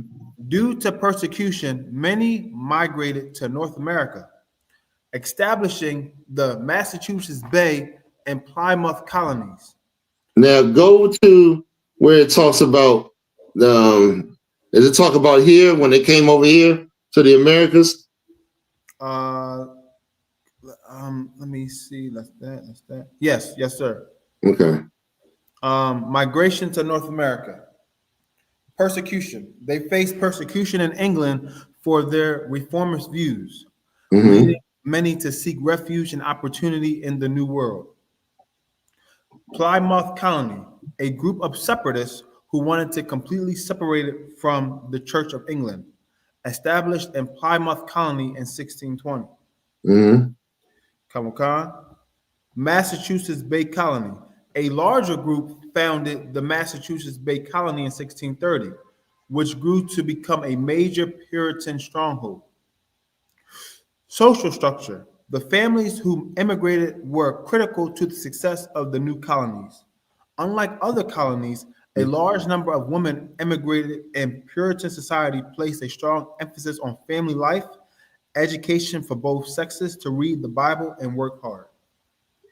So what these Puritans came down here and did was to strategize and set up their strongholds and strategize the worship of white people and to overthrow the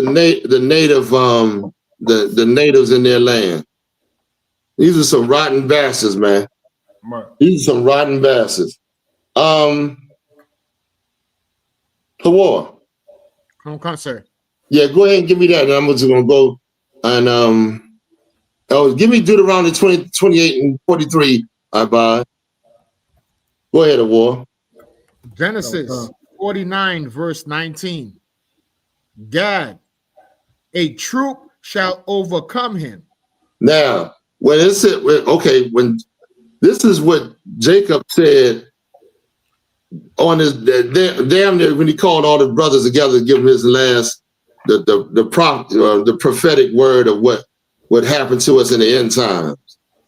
He said, Gad, this was prophet. Now you got when you look at Gad, the 10 tribes. Somebody give me the 10. 2nd Ezra 13 and 40. We're gonna write this real quick. Hold that. Hold what you holding to. Yes, sir. He's saying Gad. This tribe right here. Oh, you gotta pull up the map. Yes, sir. Gad is very integral because why? to the 12 tribes. When you look at the map, which we gonna pull up right now, bud. Yes, sir. Gad, Reuben, and half of Manasseh. Can you get bigger than that? Yes, sir, I can. I'm put it on the side. Okay. Sir, I'm gonna make it bigger. Yeah. Right. Any specific part you want to see, sir? I want to see the other side of the Jordan. Other side of Jordan? Yeah, right there. That's good. You see what Gad, Reuben, and Manasseh was? They didn't cross the Jordan into the land that was that we were. They asked Joshua for the land on that side of the Jordan. Why? Can you find out where they went to Joshua and asked him for that land? I'd be so impressed. Yes, sir. Why did they do that? Anybody know?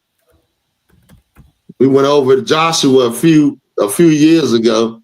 Let me see if y'all you can recollect what we talked about. Anybody in the chat want to take a stab at it?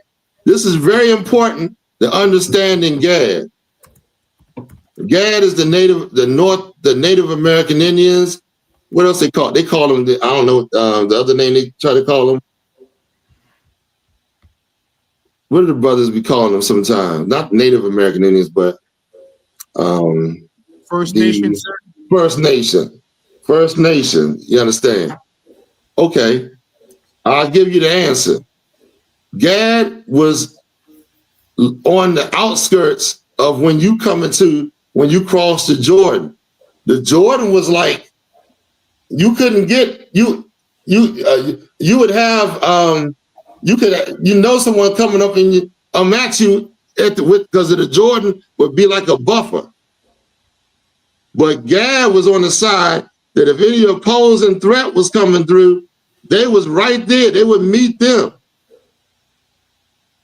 They was on the outskirts of the other sides of the other nations. I mean, where the other nations, if they were attacking us, they were running to Gad, Reuben, on Manasseh. Gad is the Native American Indians. Reuben are the Seminole Indians. Very important. Go ahead. What we got? What we holding?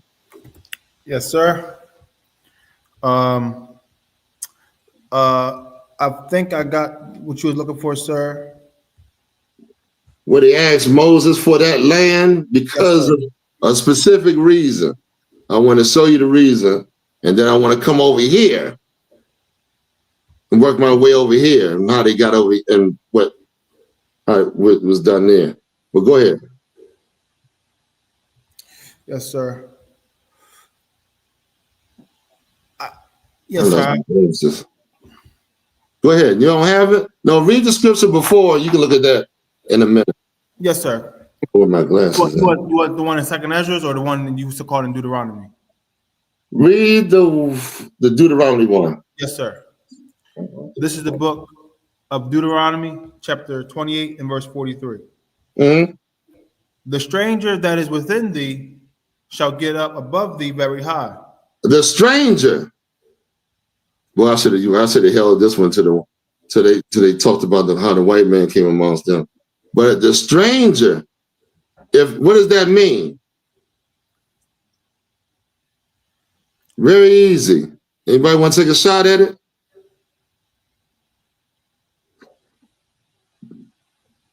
The stranger means you're supposed to be a holy and separate nation. You're supposed to be separate from these other nations. But if you allow to put down your guard and invite a stranger amongst you, the Lord is going to allow him to get above you. The stranger, who's the stranger? The white man, the Chinese, the Africans, the East Indians, the Arabs. Anybody outside of blacks, Latinos, and Native Americans are strangers. They're not supposed to be amongst us. Right. Go ahead. Is it? Yes, sir. Does it say thou shalt come? The stranger that is within thee shall get above thee very high. and thou shalt come down very low. You won't come down, and because you disobeying the Lord when he told you to be a holy and separate people. So he gonna make sure you come down, and that stranger that you so happy to see and so elated to be with and think that he's, you know, your friend, he gonna get above you. That's in the curses. Right. That happens all the damn time, man. Go ahead. Anything else? I got it, sir, now. The one Okay, hold it for a second. Yes, sir. Juan, what you got? You holding something? I was holding Genesis 49:19 about Gad. Okay, that's it. We already read that one though, right? Come, we read that, sir. Second Ezra 14. Hold on. Yeah, Second Ezra. Hold on 1 second though. And the King Jeroboam says, I can lost my glasses. I don't know where they at. Our places whatsoever. Give me somebody hold me 1 Kings 13 and 33. Come, sir. I get it. 1 Kings. Yeah. Would you say 14, sir? No, 13, 33. Okay, go ahead, Abide. Read what you got. Yes, sir. You want the one that you want the with Gad or Second Ezra's? Which one you holding with Gad? Oh, when he asks about the Oh land. I definitely want that. Yes, sir.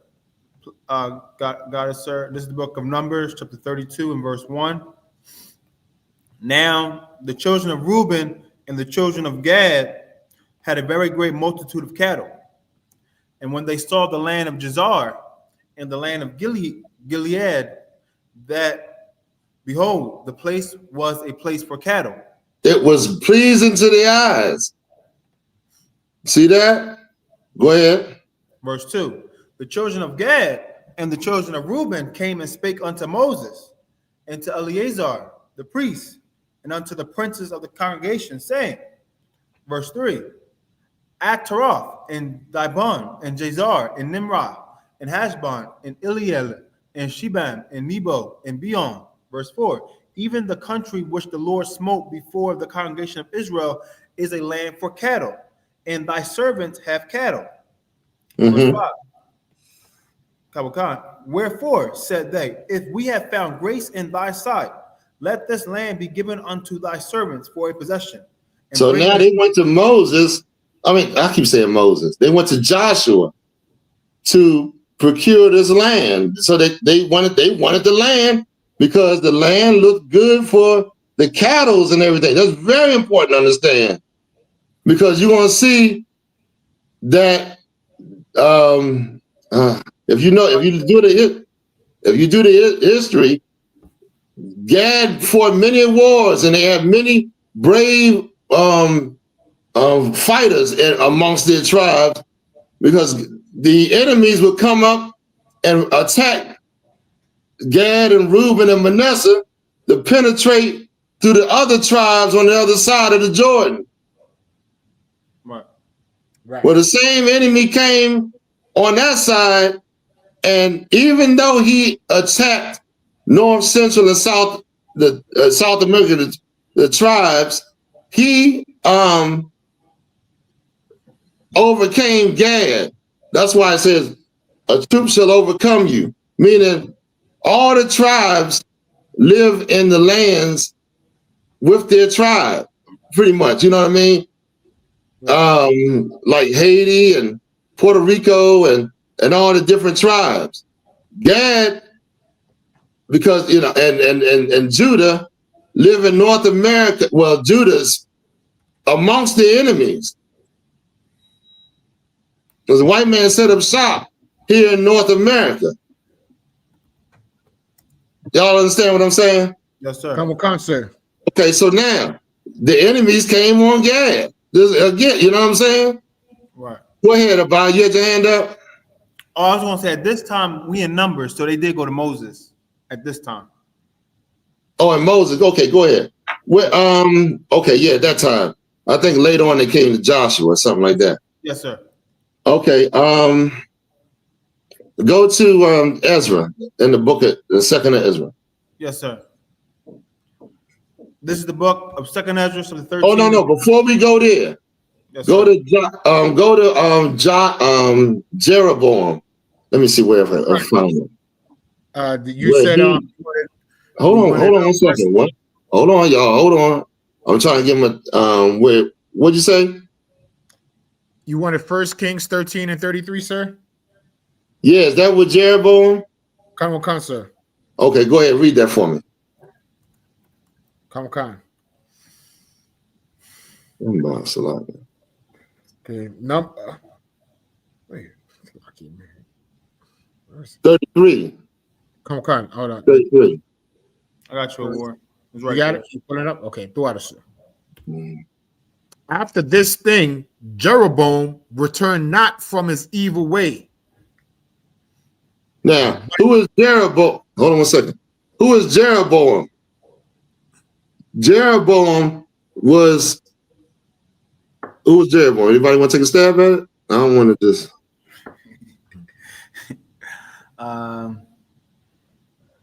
Go ahead, Abad. Jeroboam, wasn't he a ruler in Israel? Yeah, I mean, yeah. Go ahead. Anybody online taking a stab at it? Jeroboam was the Ephraimite that was intricate in the split. It was Rehoboam and Jeroboam. Rehoboam was Solomon's son, who was rightful heir, and Jeroboam was Ephraim. Yes, sir. And when they split, Jeroboam and not letting the tribes go down, because you had to go down to Jerusalem to work, to celebrate the high holy days and all that. But what he did was he made idols to keep the people from going down there. If you went down there, they might have had a change of heart.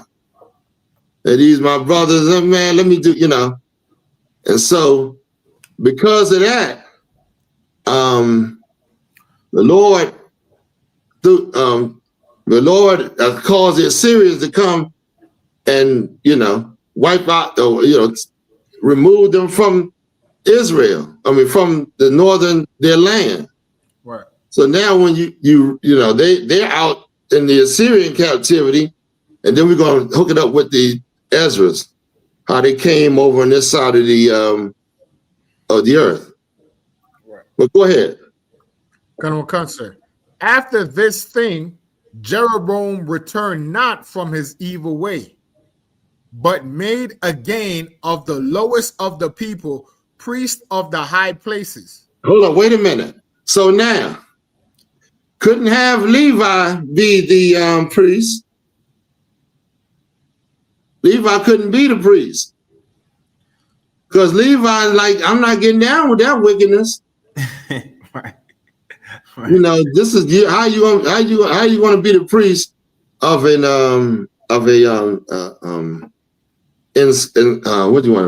you want to? You coming up against the Lord. Right.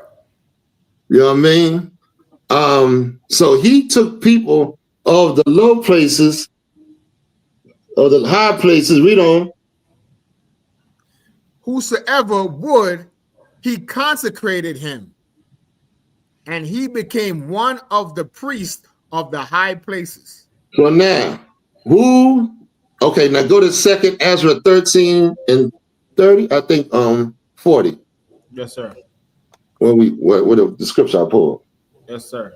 This is the book of 2nd Ezra, so 13 and verse 40. Y'all just bear with me. I'm just trying to make the build up if I could. Right. Those are the 10 tribes which were carried away prisoners out of their own land. You see that? They were carried. The 10. He's talking about the 10 tribes that were taken out of their land by the Assyrians. Read on. This is talking about the Latino, y'all name the tribes. You got Ephraim, Manasseh, Gad, Reuben. Come on. Naphtali, Asher. You got Issachar. Issachar, Zebulon. Zebulon. You got all the tribes that were out, except Judah, Benjamin, and Benjamin in the south. Go ahead. And the Levites, sir, but they didn't have. Yeah, the Levites came later on. Go ahead. Prisoners out of their own. Go ahead. Prisoners out of their own land in the time of Uzziah the king, whom Salmanazar the king of Assyria led away captive, and he carried them over the waters, and so came they into another land. Okay, keep going. But this was a root, the Assyrian Empire, brother. You read about the Assyrian Empire, boy. They was ruthless, boy. I mean, they they did a lot of atrocities against our people, man. You know what I mean? They did a lot of things against the tribes. They didn't just come in there and just, I mean, they really,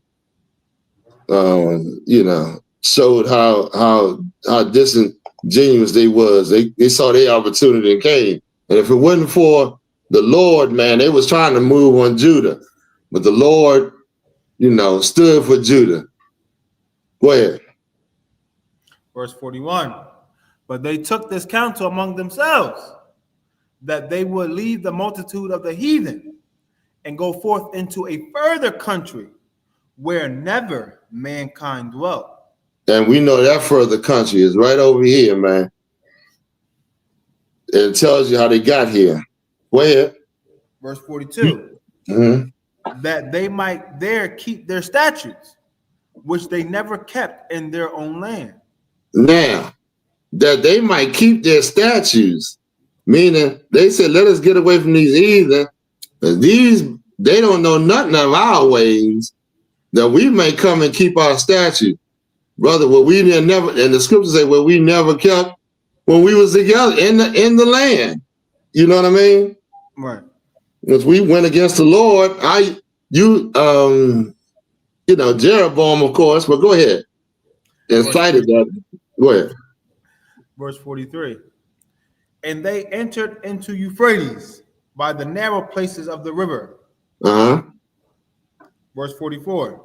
For the Most High then shewed signs for them. So the Lord led them with this different signs, the stars and different signs, and that he showed them which way to go, where he wanted them to go. Go ahead. And of course, when they came over, of course, a lot of people think you just mixed all up and all that to a certain degree, but usually it's families. Your family you move with. You move around your family, you have more family, you grow before you know it. Your brother, who you were close with at one time, he's a distant person now. I mean, he's distant from you. So now, but go ahead, read on. Let's get some more. Come on. And held still the flood till they were past. And held still the flood. That's one of the signs the Lord showed them. Go ahead. Verse 45. For through that country there was a great way to go, namely of a year and a half. Now you got to remember how many of the tribes that was traveling that way. It was a lot of the tribes going that way. So it took some time for them to pass through and get on the other side. You understand? Right. Where we at? Go ahead. And the same region is called Arsareth. Verse 46. Then dwelt they there until the latter time, and now when they shall begin to come. Okay. Now, anybody got any questions so far? Cut him a concert, I do. Come on. When it says the flood, is that talking about they call it the the south of the Atlantic Ocean by the southern tip of Africa, or like where it says by the Euphrates? Did they like travel by sea through the Horn of Africa, come down all the way? I don't know what they call it here, southern Africa. They started through the Euphrates. If you look, I don't even have the map. If you look, Africa, they had to go around. They started on the other side. They didn't start in Africa. You follow me? Oh, I thought the Euphrates was in that region, like, you know, into India, or? Yeah, they came around and went around Africa. Okay. Until this part, until this side of the earth. That's why I said. That's why I said it took a year and a half. But the Lord kept the water calm. Is that what it's saying? That's exactly what it's saying. The Lord wanted them to come over here. You know what I mean? Okay. Go ahead. Give me Exodus 20, 26 and 14. Where's my glasses, man? Okay, I don't know where they are. I lost my glasses. All right. Let's get a few more. Anybody got any questions? Now we're gonna go into a little bit of the things that the Native Americans held on to. They were the priests that were shown of the lowest of the people. I think we read that earlier in 1 Kings. Kind of a concept. Okay. Gad was made the priest. That's why they held a lot of the traditions of the priests. If you look at some of their garments, they had the breastplate, they had the fringes, they had a lot of the things. Go ahead. Somebody saying something? Lost one. Okay. All right. So let's go into it. Even on their the teepees or whatever, they had the animal skins. Like the Lord, like we did in when we was coming up out of Egypt. The Lord said, make the what do you call the dang tent? The Salakia, sir, the tabernacle. The tabernacles where they would dwell, where we would dwell, meaning we dwelt like the way they now not all the Indians, some of the I don't even like calling them Indians, but some of the First Nation, when they came over here, they had some of them had houses. Not all of them was like a nomadic, like people think. Not all of them was going where the buffalo go roam. Right. Some of them, lived in the Iroquois or the I forgot the name of the damn other one. They had houses. You know what I mean? Let's go into some of this. Oof, okay. Go ahead. What are you holding? Yes, sir. We're holding Exodus 26 and 14. Okay, read that for me. Somebody give me Joshua. Is it 10 and 7? I can't even see that. 10 and 7. Hold that. Read that for me. Come. This is the book of Exodus chapter 10. 20. This is the book of Exodus chapter 26 and verse 14. And thou shalt make a covering for the tent of ram skins dyed red. See that? The covering for the tent was animal skins and ram skins, and then they would dye it, dyed red. Go to Exodus 36. I got a couple of them I want to run through real quick. Yes, sir. Hold on one second. Y'all bear with me. I don't even have my glasses, so I'm kind of jammed up a little bit.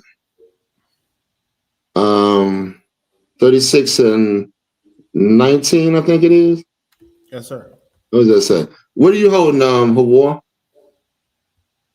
Now, if y'all want to bring something out, of course y'all can do so. Yes, sir. This is okay. This is the book of Exodus, if I may, chapter 36 and verse 19. And he made a covering for the tent of ram skins dyed red, and a covering of badger skins above that. Mm-hmm. Verse 20. And he made boards for the tabernacle of shittim wood. Yeah, I'm gonna go into that tabernacle too, and bring out some of them good points too in a class coming, you know. But that just reminded me. But yeah, they took that, they made the outside the way that the Lord wanted, right. And then was building the inside. And also, you see inside of teepees, they had how the smoke. And I don't even know how they did this, but how they would have some of them had fires in them, but they had an irrigation system, right? That the smoke wouldn't come up in the tent or something like that. Oh snap! I'm kind of it's amazing. It's amazing for real. All right, where we at? Let's go into the one how. Oh, pull up the. Okay, no, let's go to this one first. Oh man, where am I at?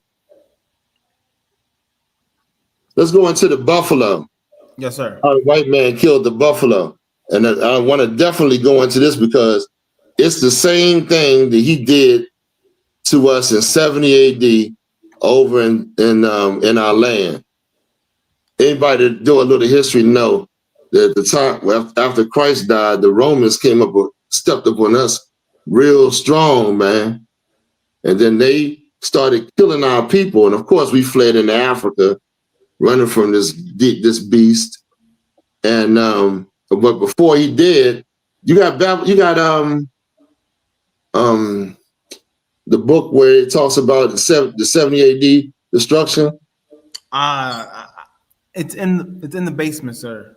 Oh, it's in the basement. Why ain't bring that back up, Abad? My fault. So like I keep for last week too. My fault. Next time I'm gonna have it just in case. All right. 70 AD, they started putting military. They started to enclose our people with military around and wouldn't starve them out, wouldn't let food or anything get in and out. Right. It was a terrible time, man. And they're doing that same thing right now. Right now, don't you know Donald Trump, after he turned on the snap, he said, take that money back from these people. He was campaigning. After they gave the snap back to the recipients, he was telling them that we should take the money off their cards. Dang. You didn't hear about that? I did not.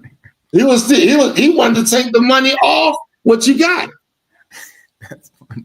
Like, here's a billionaire, a multi-billionaire worried about what poor people would get. I don't understand this. Worried about what less than 1% of the budget. He's so concerned about it because they want to steal. That's a thief. Right. He wants to be able to. The rich don't want to spend their money. They want to spend what you got. Right. Well, they did this same thing to the Native American Indians. Same people. They killed off the buffalo, and when they killed off the buffalo, where does it say about them? How the buffalo it was an intricate part in their daily lives and all that. And by killing off the buffalo, you had the Plains Indians. They lived by, because they always moved. They were the ones that moved, that did a lot of, moving where the buffalo roam or whatever. So they would take the tents down, set them up, you know what I'm saying? And when he did that, it starved a lot of them people out. Right. You know what I mean?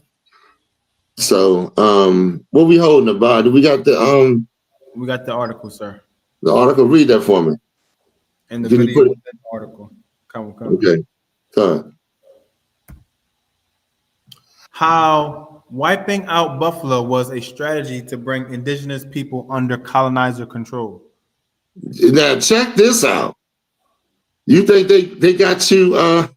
They're controlling you by the you being reliant on them for your food and all that. Just like they controlling your millionaires. Don't you know people who play basketball and football and all? They can't. They got to sign a contract. They're under like an NDA where they can't represent you or whatever, or talk about certain things. They control those people, man. Right. They control them. They can't go out there and say what they want to say. They'll sue them for millions. They'll make you poor. And trust me, they don't want to be poor, so they keep their mouth shut. Go ahead about it. Play the video, sir. No, read for me. Read a little bit. Read a little bit. Come. In the 16th century, it is believed that between 25 and 30 million wild buffalo lived across North America. Just making it a little bit bigger for everybody to see. By 1890, according to some estimates, By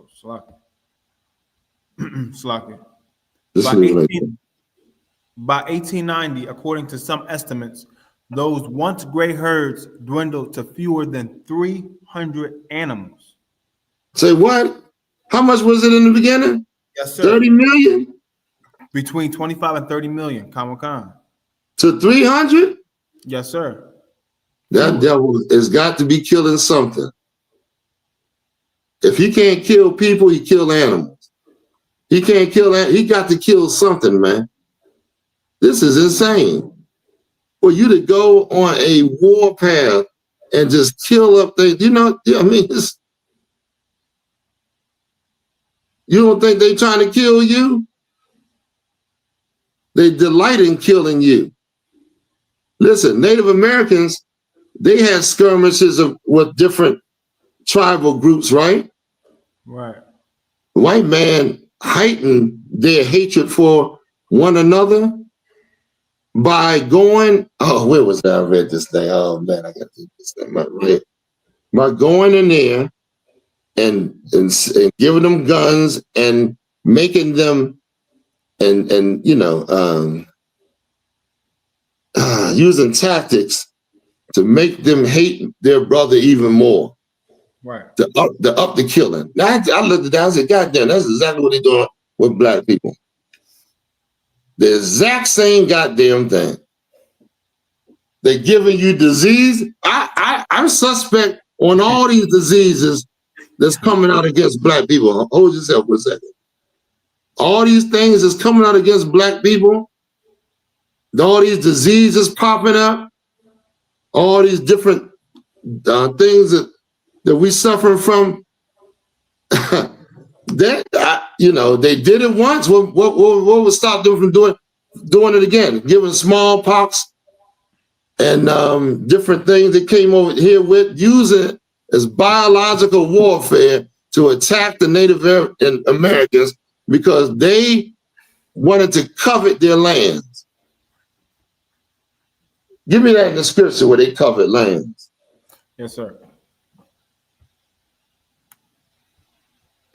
These people, man, and we got the nerve to be sitting at a table and acting like this is some day because you get to see your family, so that justifies you celebrating it. That's crazy, man. You want to see your family, you make time to go see your family. You want to say something, get together and say, we all coming over. We ain't going to celebrate this, though. You have no right to celebrate with your enemies against your brothers, man. This is a sad thing that we're doing before the Lord. Go ahead. What we at? Micah 2:2. I'm going to start at verse 1, if I may, sir. Go ahead, please. There's the book of Micah, chapter 2 and verse 1. Woe to them that devise iniquity and work evil upon their beds. Mm-hmm. When the morning is light, Mm-hmm. they practice it because it's and they're doing on their bed. They all come together to devise or plot something evil. And then when there's daylight, the thing that they devise, they practicing it during the day. Go ahead. because it is in the power of their hand. Mm-hmm. And they covet fields. They do what? And they covet fields. Uh-huh. And take them by violence. And take them by violence. This is what wicked, evil men do, man. While we sitting over here without a land, without an identity, and they didn't stole. Give me a war. Give me that this is a people robbed and spoiled, snared and hoes. I think it's Isaiah 42 and 22 or something like that. Is that it? Go ahead. Read that again about it. I mean, yeah. And they covet fields and take them violence. And you know who stands with this white man? Your Christian church. The Christian church, they celebrate Halloween. They down with this man. Christmas, Thanksgiving, Easter. Yeah. Go ahead. And houses. And take them away. And take them away. Go ahead, is that it? So they oppress a man in his house, even a man in his heritage. You see that? This is what they do, man. You understand? Any questions or anything? I think a war had a point, sir. Oh, come on, put it. Oh, you muted Hawar, Salakia. Hawar, you muted. You muted yourself. Okay, come on, Salakia, sir. I found the term he was looking for. What is it? It's called divide and rule. Divide and conquer. No, it says divide and rule. Divide and rule. Also known as divide et impera, is a method for maintaining power by breaking up larger groups into smaller, more easily manageable ones, often by fostering discord and rivalries amongst them. That's what they did with the goddamn Native American. That's what they're doing with all the tribes. Wow. Sir. That's exactly what they're doing, man. These bastards is doing the exact same thing. Like, sir.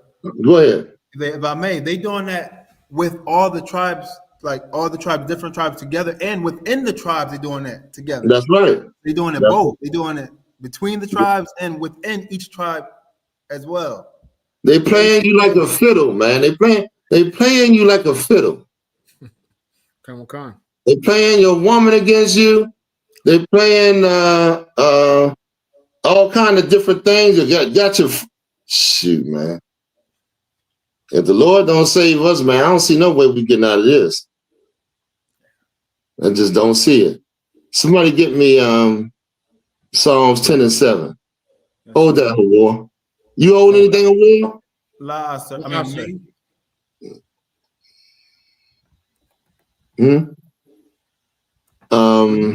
What you need, sir? Psalms what? No, are you holding one? You holding for Isaiah, aren't you? Isaiah, come on. Read that. Y'all gotta stay with me because I'll forget. Isaiah 42 and 22. Uh-huh. Isaiah 42 and 22. But this is a people robbed and spoiled. You see what the Lord said? Robbed and destroyed. We the people robbed and destroyed.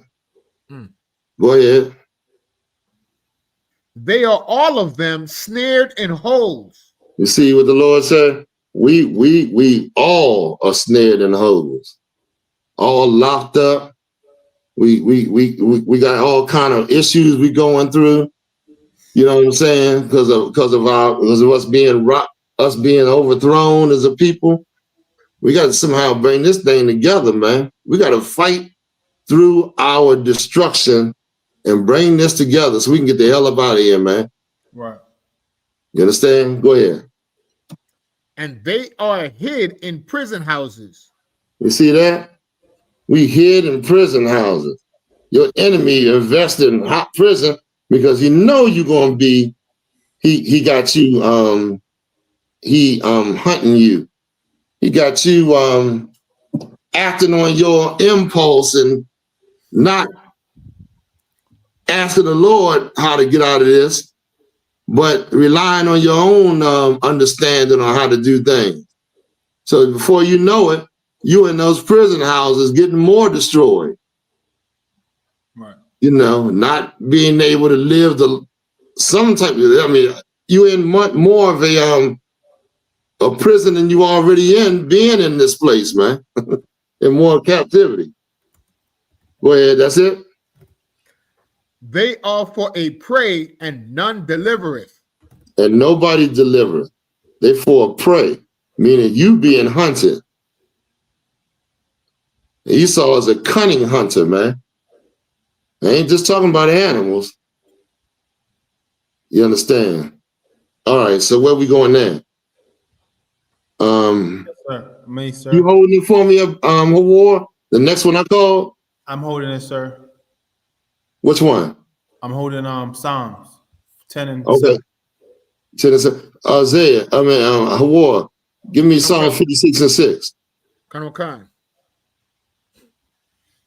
All right. So now, no, not right now. Hold on. I'm gonna get it. I'm gonna get the I know he knows that if it divides you, then you can't stand. A divided house can't stand.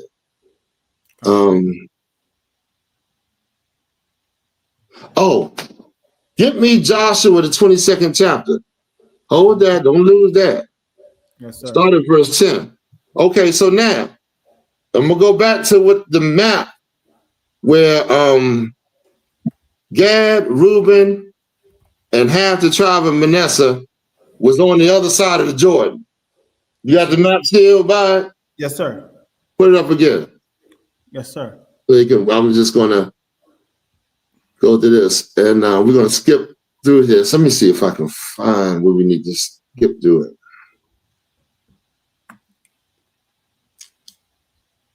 Okay, well, you got to read it. I got the map on the screen, sir. And I got Joshua. Okay, go ahead. You read Joshua. Start at verse 10. Start at verse 10, Khan. 22 and 10. This is the book of Joshua, chapter 22 and verse 10. And when they came unto the borders of Jordan, they are in the land of Canaan. The children of Reuben and the children of Gad and the half tribe of Manasseh built there an altar by Jordan, a great altar to see to. So they built, so now, what Gad, Reuben, and Manasseh, half the tribe of Manasseh did was they built a great altar in the land, the great altar to see. Now remember, we got in the land, you know what I mean? And read on, let's read on some more. Yes, sir. Yes, sir. Verse 11. And the children of Israel heard, say, behold, the children of Reuben and the children of Gad and the half tribe of Manasseh built an altar over against the land of Canaan in the borders of Jordan at the passage of the children of Israel. Verse 12. And when the children of Israel heard of it, the whole congregation of the children of Israel gathered themselves together at Shiloh to go up to war against them.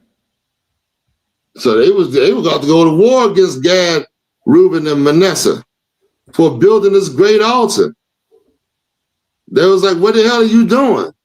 You trying to build an altar to worship something other than the Lord? Oh no. Which was sure we not supposed, we should be in that same mindset right now, going in some old white man church, acting like we worshiping God, or some other altar that we, with some old man erected that we giving our love to. Right. Instead of the Most High. Read on. Or taking his creation and worshiping his creation. People doing that all the time. Talking about the universe, I think the universe and all this other crap. Right. Or looking at the moons and talking about, people live their life by trying to look at the stars and say, well, you're like this because the stars say this and that. That's witchcraft, man. Right. You know, that's witchcraft. Right. You know, read on. Kawakan. Verse 13. And the children of Israel sent unto the children of Reuben and to the children of Gad and to the half tribe of Manasseh into the land of Gilead, Phinehas, the son of Eleazar the priest. Verse 14. And with him 10 princes of each. Go to verse 16. Skip down to 16. Yes, sir. Skip down. Yeah, they're going to see. Hold on.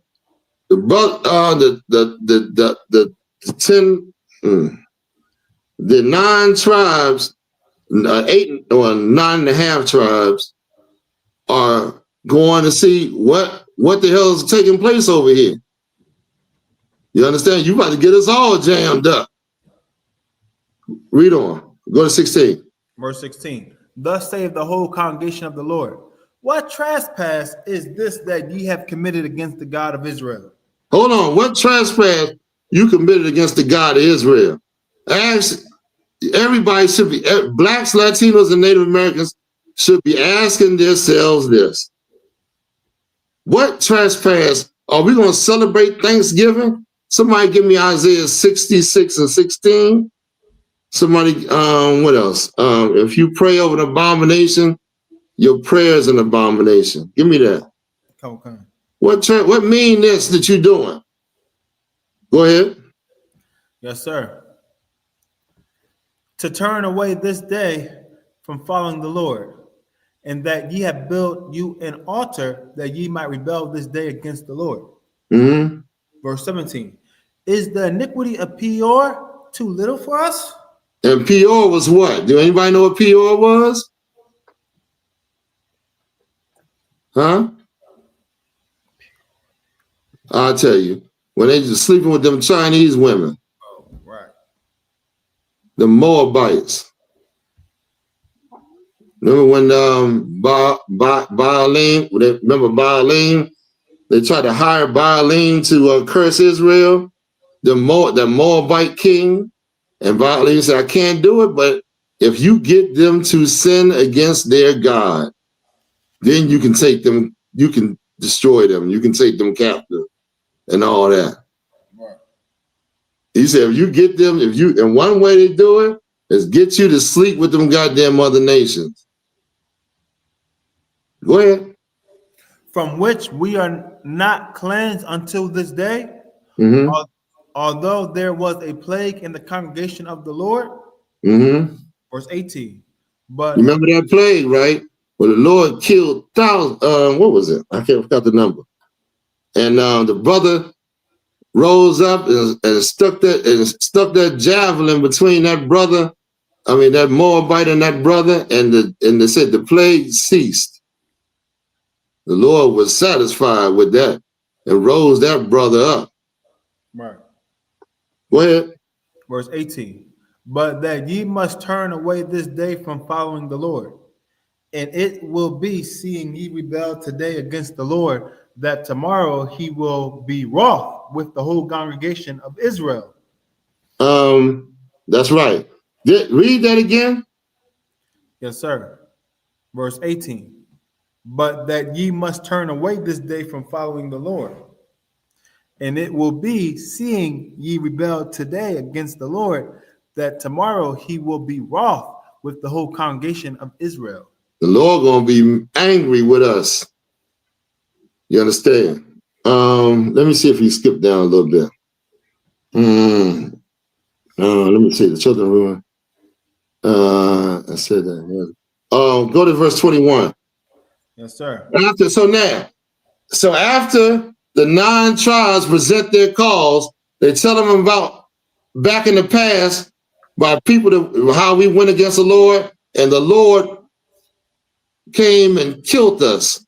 He given them different examples of things that happened to us because we went against the Lord. He's saying, they're saying you doing the same thing by building this altar to turn your love away from the Lord and to worship this. The Lord is going to be angry with us. Now go to verse 21. Verse 21. Then the children of Reuben and the children of Gad and the half tribe of Manasseh answered and said unto the heads of the thousands of Israel. Verse 22. The Lord God of gods, the Lord God of gods, he knoweth. He knoweth. And Israel he shall know. If it be in rebellion, or if in transgression against the Lord, save us not this day. If we did this thing in rebellion or transgression of the Lord's laws, don't spare us. Read on. Verse 23, that we have built us an altar to turn from following the Lord, or if to offer thereon burnt offering or meat offering, or if to offer peace offerings thereon. Let the Lord himself require it. Verse 24. Now, before we get to this, this is what we're going to have to understand right here. When we read this, you hear the sincerity of what these tribes were saying, because they knew that they were on the other side of the border, away from the brothers and sisters. Away from other tribes. Read what he said. Verse 24. And if we have not rather done it for fear of this thing, saying, in time to come. What did he say? Well, exactly what is he saying? And if we have not rather done it for fear of this thing. What is he saying? What is that another word? How is he saying it now? Go ahead, Bob. We did this because we're afraid that this is going to happen if we don't do this. Right. That's excellent. Okay, read on. Let's go. Give them a hand. Go ahead. So now they're going to give the reason they did it. Let's listen. Go ahead. Saying, in time to come, your children might speak unto our children, saying, what have ye to do with the Lord God of Israel? So now your children might say to our children, what have you got to do with God? You're not his people. You're not one of us. In other words, what? They won't forget that we over here. Go ahead. Verse 25. For the Lord have made Jordan a border between us and you. Go ahead. Ye children of Reuben and children of Gad, ye have no part in the Lord. So shall your children make our children cease from fearing the Lord. You see that? So because you do this thing, you make our children not care about doing following the Lord. So go ahead and read on some more. Yes, sir. Yes, sir. Go ahead. Verse 26. Therefore we said, let us now prepare to build us an altar, not for burnt offering, nor for sacrifice. Verse 27. But that it may be a witness between us and you and our generations after us, that we might do the service of the Lord before him with our burnt offerings and with our sacrifices and with our peace offerings, that your children may not say to our children in time to come, ye have no part in the Lord. That's what black people say all the goddamn time. They all the tribes are black. Well, don't they say that? Right. Or what the different things, or I'm not saying that, that a lot of us, but there's some ignorant brothers out there that try to stop the tribes from serving the Lord, saying they ain't got no part in it or whatever. That's exactly what Gad is saying. Gad, Reuben, and Manasseh, half the tribe, of course, Manasseh is the tribe, the Cubans right now they're known as, and Reuben is the Seminole Indians. Go ahead. Any more on that? Verse 28. Therefore said we, that it shall be when they should so say to us or to our generations in time to come, that we may say again, behold, the pattern of the altar of the Lord, which our fathers made, not for burnt offerings, nor for sacrifices, but it is a witness between us and you. Verse 29. God forbid that we should rebel against the Lord and turn this day from following the Lord. To build an altar. Okay. Go ahead. To build an altar for burnt offerings, for meat offerings, or for sacrifices, beside the altar of the Lord our God that is before his tabernacle. Okay, then it said the leaders were satisfied with the answer they gave us. Blah, blah, blah. When you read on a little bit further down, and so everything went back. They didn't, they was at peace with one another and all that. So that was very heavy, man, because when you get to this part, when you get over here, Gad is the same reason they chose the land over there was the same reason that they chose the land over here, because it looked good. It was good for the animals and all that. So yeah, and they held the office of the priest. Now, anybody got anything to say? They want to contribute anything? Answer to what? You sure? What about you? Anybody in the class? I don't know what I did with it. Oh, Salaki, sir, I do want to add something. That proves that the cowboys and the Gaucho Indians in South America, mainly the tribe of Naphtali, were the ones that were skillful with horses. They do it today with the rodeo, Salakia. Yeah, the Gaucho Indians. I ain't heard Naphtali in a minute, man. And I should make a couple of the around. Yeah, I almost forgot about the Gaucho Indians up there in them hills, in the mountains. Let's see, where we at? What we got? What we going at? Hey, Abad, on the upper part, up in your messenger, yes, sir. Are we holding anything on this? Because I think I sent you a couple of things. I can't see it on here. You gotta remind me now. Yes, sir. Yes, sir. We got a couple of things, sir. We got the $5 Indian, and what else? We got the John Horse. Oh yeah, pay with John Horse.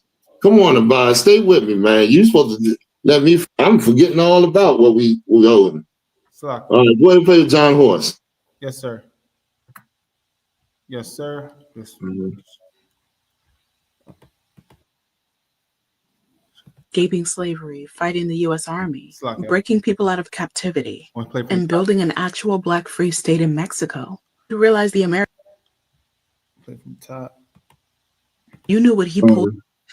Escaping slavery, fighting the U.S. Army, breaking people out of captivity, and building an actual Black free state in Mexico. To realize the American system didn't grant you freedom. It got outmaneuvered. Meet John Horse, born around 1812 in Florida, Black, Seminole, brilliant. And from the jump, he was a problem for the system. He wasn't someone they could just break. Raised among the Seminole Nation, he learned multiple languages. Right there, and most of John Horse was a slave, was a Black man that went down there into Florida, because Florida at the time, let me say what, remember the history. Florida was a free state. Florida wasn't owned by Great Britain. I'm thinking it was owned by Spain, or what was it? Who was it owned by? But it wasn't owned by Britain. So if you was a slave and you ran down to Florida, you could get your freedom. Remember the Seminole Indians, the tribe of Reuben. When you see them, The Bible is so prophetic, man. I mean, I don't even see how anybody can not look at the Bible and look at today and see how it's lined up exactly the way the Lord said. When you see Gad and Reuben together, brother, you got to know that if they was together on the other side of the Jordan, now they here together here, and you got Manasseh as well, the Cubans, and you got to look at it and be like, damn, this Bible's saying something real, Right. So it'll be taken, like seriously. But John Horse went down there into Seminole. He was received amongst the Seminole tribes, and rose in the ranks amongst them, and fought the white man amongst them, and then went over to. Well, I'm gonna let her finish talking. Yes, sir. You know what I mean? Go ahead. Importantly, he learned who the real enemy was. When the U.S. government started that slow genocide called removal and demanded that Seminoles hand over the Black members of their communities, John said no, absolutely not. He fought in the Second Seminole War, and this war wasn't just some skirmish in the woods. It was the longest, costliest Native war in American history. And John, he was at the center of it, fighting, negotiating, and protecting Black lives with precision. Then the government tried to get slick. They called it a peace talk, told the Seminoles to come under a white flag for negotiation, and just like clockwork, they betrayed them. John Horse was captured during that truce, taken as a prisoner of war, shackled, shipped off with other Seminole leaders to a place called Fort Marion in St. Augustine, Florida, which was a literal prison fortress. But John, he didn't stay captured. This man escaped. So you may be asking how? With the help of Wildcat, a Seminole chief who starved himself to squeeze through the bars of the prison. And together, they busted out, evaded capture in the swamps, and returned to fight again. Relentless. I am so here for this. So let that sink in. John Horse escaped a U.S. military prison and picked the fight up where he left off. How are we not great? Please, somebody tell me. That's not luck. That is legendary. But years later, after they dragged the Seminoles and the Black Seminoles to Native territory, aka Oklahoma, the government went back on yet another promise. Surprise, surprise. They started trying to re-enslave Black Seminoles. And John said, no, I am done with the U.S. And in 1849, he led over 100 Black Seminoles across hundreds of miles of Texas, dodging bounty hunters, white militias, wild terrain, and crossed into Mexico. He didn't run. He led a tactical exodus. And once in Mexico, he negotiated freedom in land. And in exchange, he and his people defended the northern border from the U.S. and Comanche raids. So now this man, who was born enslaved, was a commander, a landowner, a military advisor, and a protector of Black sovereignty. They erased him because he didn't die enslaved, because he escaped, fought, survived, and won. John Horse didn't wait for emancipation. He made his own, with blood, with strategy, with vision. John Horse, he was a prison escapee, a war chief, a freedom tactician, the kind of Black man the history books are too scared to include. And the reason that we know that liberation was never given, it was taken. Say his name, John Horse. That's a different attitude than that goddamn Mayweather telling us he'll defend the white man no matter what. Right. This man fought against the white man, was a hero, man. And all the different chiefs, man, that gave their lives, the Native American chiefs. I had a list of them. Geronimo, Pontiac. Remember Pontiac? And what's the other one? Well, I'm gonna list them in a little bit, but did we get Deuteronomy 33 and 21? Wow. Oh boy, you was holding that, wasn't you? Loud, sir. Okay, somebody give me. Somebody give me Deuteronomy 33 and 21. And then I want you to hold Numbers 15 and 37. I buy. Yes, sir. Number 15 and 27. You understand? Yeah, man. So we can't be, giving our spirit up to this man, giving the things that make you great over to him, and because he could give you all sort the money that you so he can provide the things you lust for. That's not even you're part of your culture. Right.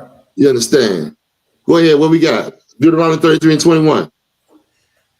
Come on. And he provided the first part for himself, because there, in a portion of the lawgiver, was he seated. Talking about the Native American Indians.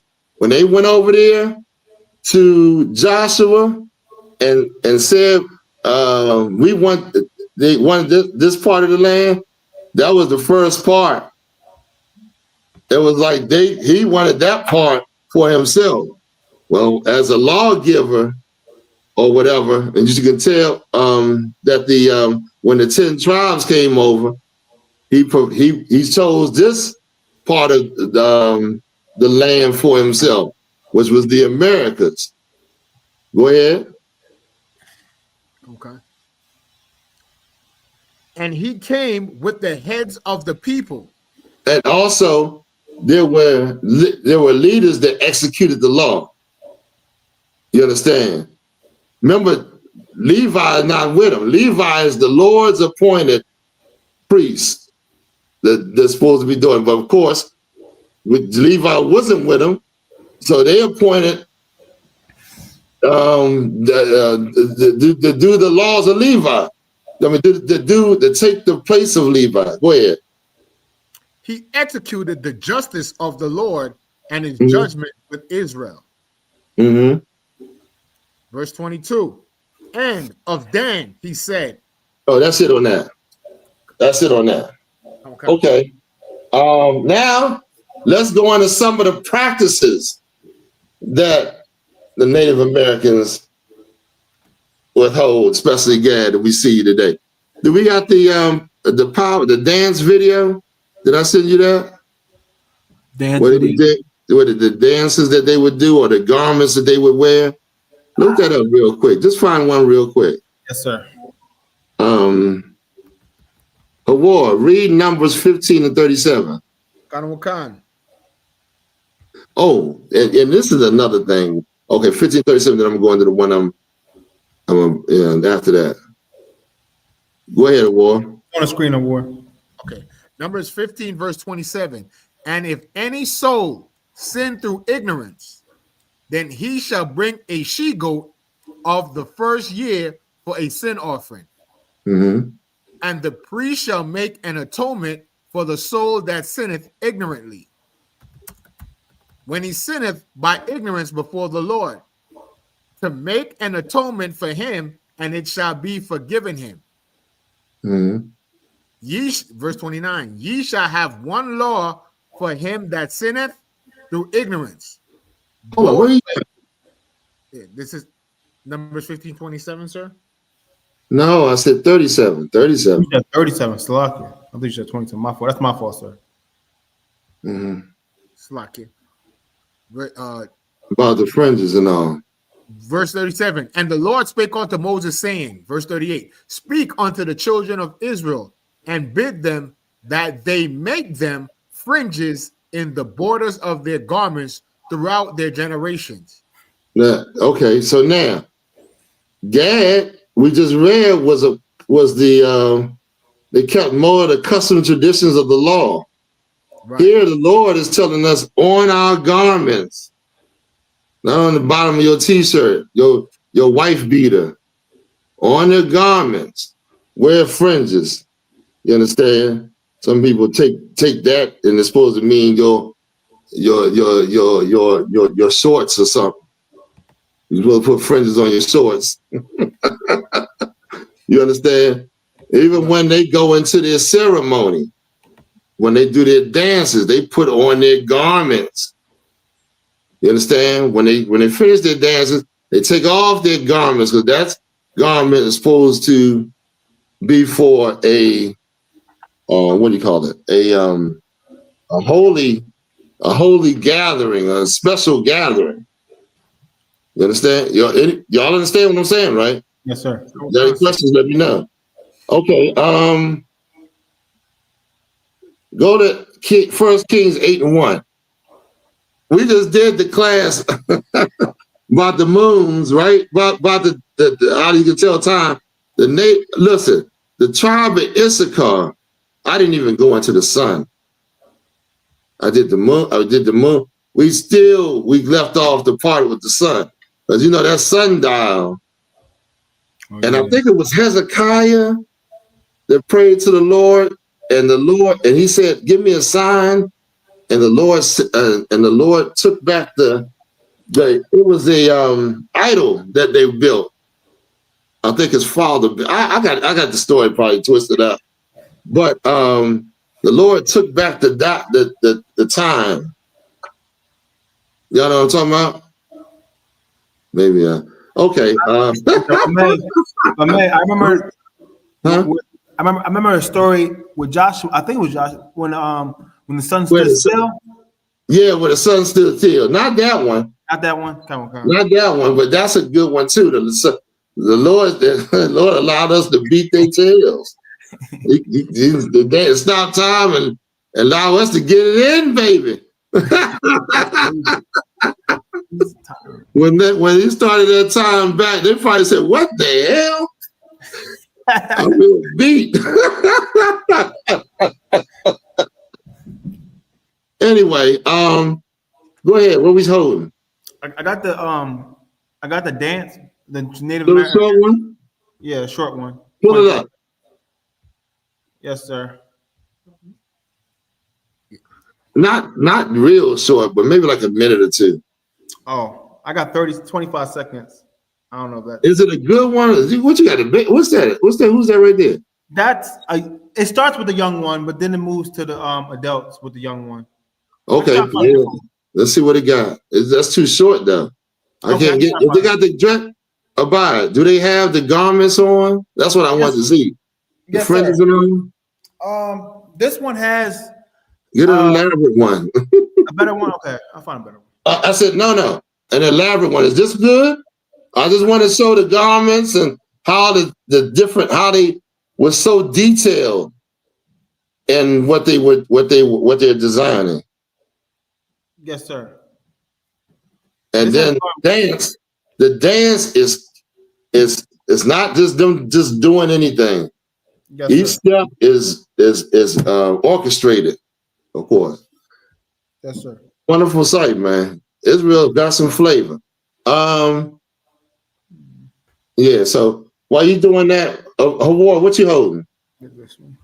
I was just bringing up some facts about the Native American rodeo, sir. Oh, come on with it. Did you bring it out yet? I could read it while we watching the video, sir, if you like. Yeah, please. No, read it now. This is here. It says Native American rodeos include traditional events like Indian relay, a bareback horse race where a rider leaps from one horse to another horse after each lap, and more modern rodeo sports. Damn, that would be a heck of a thing to see. Of course, the white man, he steals everything we come up with. He steals it, boy. And now, remember, Reagan used to always wear that hat like he was he's a rodeo man or something like that. He probably ain't never been on a goddamn horse. Sir. Go ahead. Oversight Bob, could you put up bareback Native American horse race on YouTube? You could probably put up the video. We could watch it. See how it's amazing, sir. If you see it, like the horse is running almost like 60 miles an hour. The rider would literally jump off, hit the ground, and then jump on another horse and ride off. Let me see it. Do you have that, Hawar? If you could, I don't have a computer where I could pull it up, but I was asking Officer Ibad if he could pull it up off YouTube. So we gotta do it quick because we got a few more scriptures, then we're gonna get on out of here. Yes. I'm not. Is this what you're looking for? I'm gonna check it right now. Let me see. I don't know if I can play this. Okay. All right. What are you holding, Hawar? I wasn't holding anything, sir. Did you read First Kings 8:1? I'm sorry, I didn't read that. Let's see. No, this is the chiefs over the tribes. Okay, come on. And then I want First Samuel 20:5. I got the traditional attire, sir, dance. If you want that now. Okay, you can. How long is it? It's short, sir. It's not that long. Okay, go ahead. Nice and big. Represent, what are wichasha, the wachi wichasha is what we say for male dancers. They represent really what it means to be a provider, a protector, a warrior. The integrity and the honor of being a traditional dancer is when you danced, your steps are a certain way, maybe 2 steps on one foot, 2 steps on the other, and you copy what you do on one foot, you do on the left foot. So 2 steps on one side, 2 steps on the other as you're going around the floor. And then, you do that because that represents the balance of what it is to try to walk in balance and share in balance. And then eventually dancers once again started to break the mold and have different styles, and it all represents the individuality and the custom nature of each dancer and their inspiration and what they want to share with the people. That was it on that, sir. Okay, most time, that was a good one to buy. That was pretty good. You can find the one Hawar was talking about, though, huh? I'm gonna look for it right now. Officer Abad, I sent you one on WhatsApp. You did? Okay. It's 2 minutes. Oh, that's good. Hawar, read that one for me, though. First Kings 8. Come on. 8:1. First Kings 8:1. Then Solomon assembled the elders of Israel and all the heads of the tribes, the chiefs of the fathers of the children of Israel. You see that? What do they call him? Big Chief, what's his name? What so-and-so? Colonel Khan. Big Chief Tomahawk. The heads of the people. And you see that headdress they had with them eagles, feathers, and all that? That was to show status amongst the in their tribes. You wore that headdress like that, man. It means you was probably a chief over the tribe. You understand? So that's an excellent one. Let's go. Let's move on. Let's go to the one 1 Samuel 25. Now this is what I forgot. There's a few of them. I forgot to do the sundown. And talk about how the Lord created the sun. Remember, we was talking about time, and we was talking about the moon, how it represented the time, and how we can tell the time through the moon and the sun, how the Lord created them for time for us. And He don't need the time. He created it for us to use to be able to tell time. Okay, let's hit it. What's that scripture, sir, again? Salakia? 1 Samuel 20:5. While I look for the video. I have the video, sir. It's just that I want to make sure we don't get copyrighted because this is like a professional rodeo Cowboys Association YouTube channel. So I'm not trying to, Yeah. Use the second one I sent you. The second one, okay. You sent another one. Oh, my fault. Come on, sir. You said second. Our enemies don't get copyrighted for nothing. They playing all kind of second. I can't even play no music no more. They snatch my videos down as soon as my classes down as soon as we play music. They've been snatching. Y'all notice they've been snatching the old classes down. I can't even find certain classes. Okay, go ahead. For war. You want a video, sir, or you want first? No, I want you to read the 1 Samuel 7:20-5. Come on. 1 Samuel chapter 20, verse 5. Mm-hmm. And David said unto Jonathan, Behold, tomorrow is the new moon, and I should not fail to sit with the king at meat. But let me go. I think we read that one during the class. With the new moon, with the you know, of course, in their culture, they you know, they do the moon. They, you know, talk about the new moon and all that, and the moons and all that. Native Americans, at least I don't know how much they do now, but that was a big part of their culture, being able to tell time by the moon, which is a big part of our culture. You know what I mean? I forgot the sun too, but I ain't gonna do that one. Let's go to the one Judges 20 and 38. I got the video, sir, that Howard wanted, if you want it now. Okay, please, let's play that. Nice and big. Yes, sir.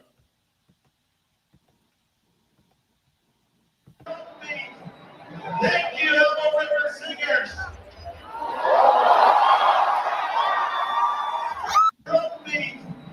Thank you, Elbow River Singers.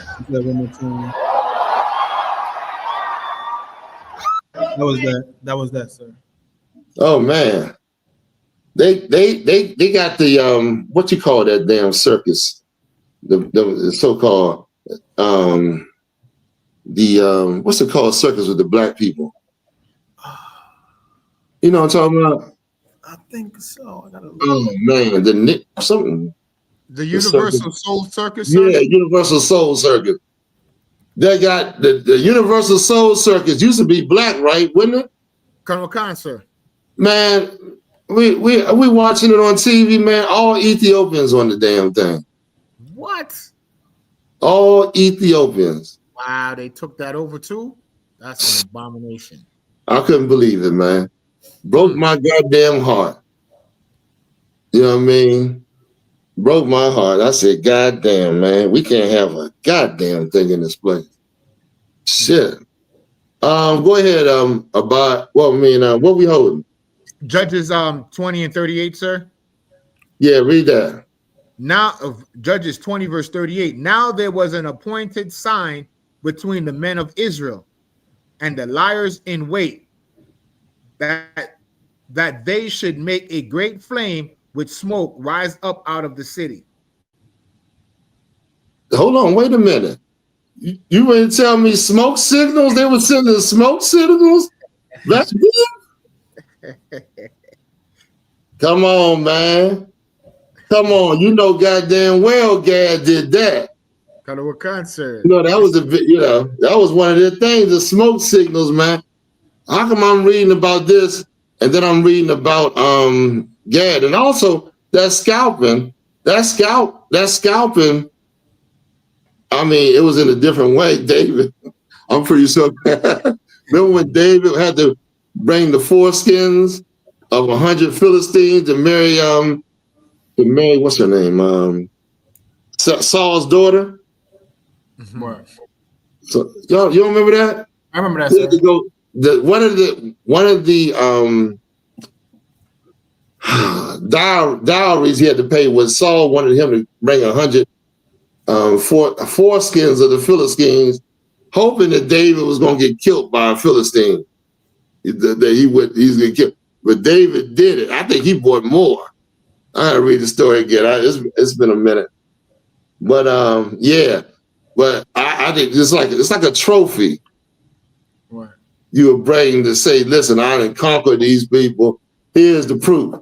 Well, Gad would do the scalping. It's like bringing that trophy. Yeah. Salaki, sir, I got it. 1 Samuel 18, 25 to 27. What's that? 1 Samuel 18 and 25. It says, and Saul said, thus shall ye say to David, the king desireth not any dowry, but 100 foreskin of the Philistine. Right. There you go. Well, how many did he bring in? What does it say? Read down and see. To be avenged of the king's enemy, but Saul thought to make David fall by the hand of the Philistine.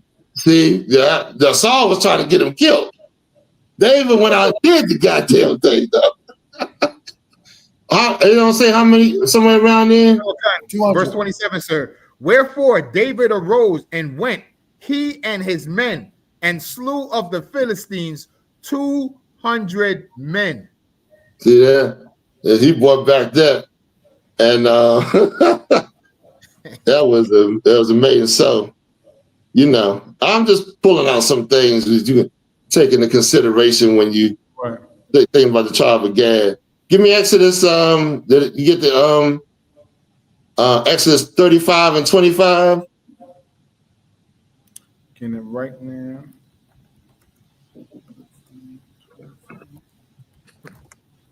The intricate jewelry that they make, man, and all the stones. Y'all know Native Americans are known for wearing stones and that rich type fabric and all that.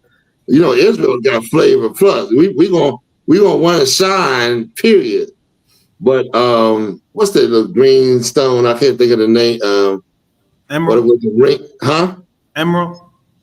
Is it emerald? Not emerald. It's like turquoise, sir. It's turquoise. I think it is turquoise. They wear that a lot. I don't know what's behind it or whatever, but turquoise and silver. And who? Turquoise with silver, sir. Right. Okay, let's go ahead and read this. Exodus 35 and 25. Go to 27. Yes, sir. This is the book of Exodus, chapter 35, and verse 25. And all the women that were wise-hearted did spin with their hands, and brought that which they had spun. What did the women do? That was wise-hearted. I like that. That was the door. Can I grab it, Baba Kashaw? Oh, you got it, Hawar? Khan. Verse 25. And all the women that were wise-hearted did spin with their hands. You see that? They use their hands to make something that they could be proud of and that their family would be proud of. You know what I mean? Go ahead. To take care of their family. Go ahead. And brought that which they had spun, both of blue and of purple, and of scarlet and of fine linen. Is that it? Go to 27. Okay, verse 27. And the rulers brought onyx stones and stones to be set for the ephod and for the breastplates. You see that? All kind of stones and making all kind of jewelry and fabrics, and you know what I'm saying? That's for the people, for the family. You understand? Go to Deuteronomy 14 and 5. Let's get some more. Get a couple more. Yes, sir.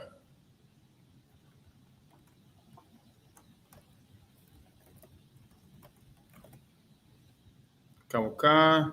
And Hawar, you hold 1 Samuel's 9 and 9. Anything else anybody want to bring out?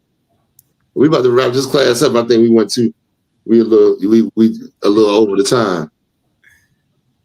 This is the book, if you want me to, sir. This is the book of Deuteronomy, chapter 14 and verse 5. The heart and the roebuck. Is this right, sir? Deuteronomy 14 and 5? Yep. The heart and the roebuck and the fallow deer and the wild goat and the pygarg and the wild ox and the camels. Verse 6. Mm-hmm. And every beast that parteth the hoof and cleaveth the cleft with two claws and cheweth the cud among the beasts, that ye shall eat. And what is the pygarg is like, look it up. I think it's like an antelope or like a deer. It's some type of deer. You understand? But all those things that they just named are what the Indians, they knew the law. Buffalo is lawful. Right. Deer is lawful. You can eat deer. So you can eat a zebra if you can. I mean, not a zebra, but what you call with the long neck? Giraffe. You can find one. I want to get me one of them giraffes and see what they taste like. Yes, you know what I mean? By the time whatever that giraffe eat get down that throat, it's clean. You know what I mean? So, yeah. Okay, so let's go on. Let's read some more. Where we at? 1 Samuel 9:9. Then we're gonna wrap it up. Okay. There was something this is in the scripture I had, but I can't. Yes, sir. You gotta start getting my head back in them books right there. It was an antelope, sir. That's what it was. An antelope? A type of antelope. Okay, all right. Most High in Christ. What was the next scripture you called for, sir? 1 Samuel 9:9. Yes, sir.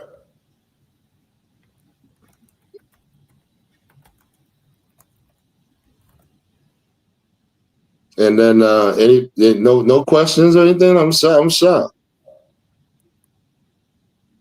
We might do a part 2 next week because there's a whole bunch of more information that I did not pull out. You know, we didn't do the $5 Indian.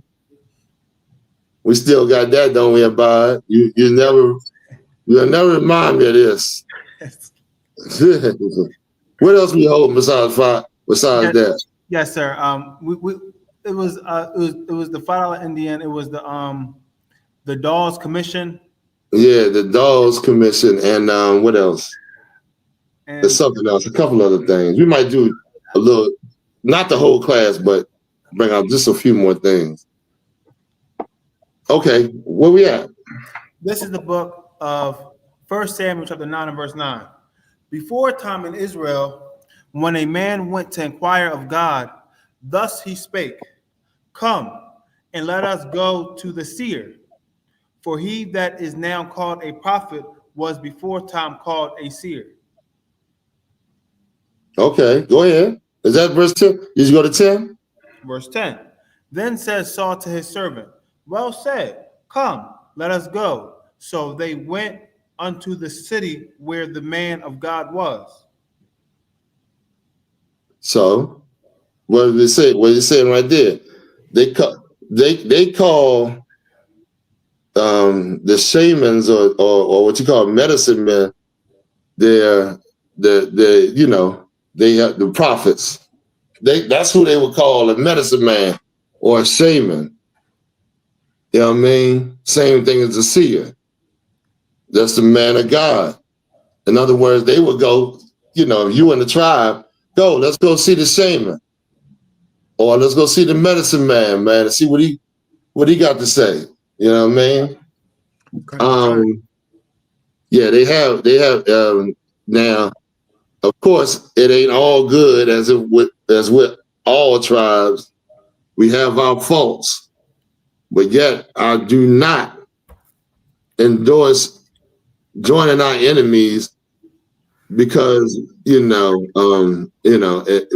family. We work our faults from within each other, right. Not joining our damn enemies and trying to have a dinner with him and celebrate your brother's destruction. Right. Imagine if every year the Native Americans sat down with the white man to celebrate black people being brought over here in slave ships or whatever. You know what I mean? So your destruction. And why would you do that to your brother? Right. Well, the scriptures say it's good for brothers to dwell together, man. I didn't bring that one out, and it's another one. Okay, we just bring it out next time because we over the time anyway. One more bid for any questions before we roll. All right, I'm glad Tawada for coming on through, man, and supporting the class. This is the I.S.U.P.K. under Commanding General Yahanna. You know what I mean? Death to Thanksgiving. Right. Hell with that turkey. You the turkey on Thanksgiving. With all the trimmings. You understand? Eating that. And listen, you remember when they said the they used to tell. I remember we used to break it down that each food represented something. Like that, like the cranberry sauce represented the blood. I remember that. And it was I had to find that. We had to go bring that out. But I would like to bring that out before. We wanted to do it ahead of time before you make this unrighteous sacrifice to the Lord, man. I mean, you know, before him. Right. So with that being said, we'll end the class by giving one courtesy salute. This is for the men. Barak, Yahawashi Mashayach, and of course, we're going to salute the sisters at this time as well. Men of Israel, Barak, Yahawashi Mashayach, the water Israel.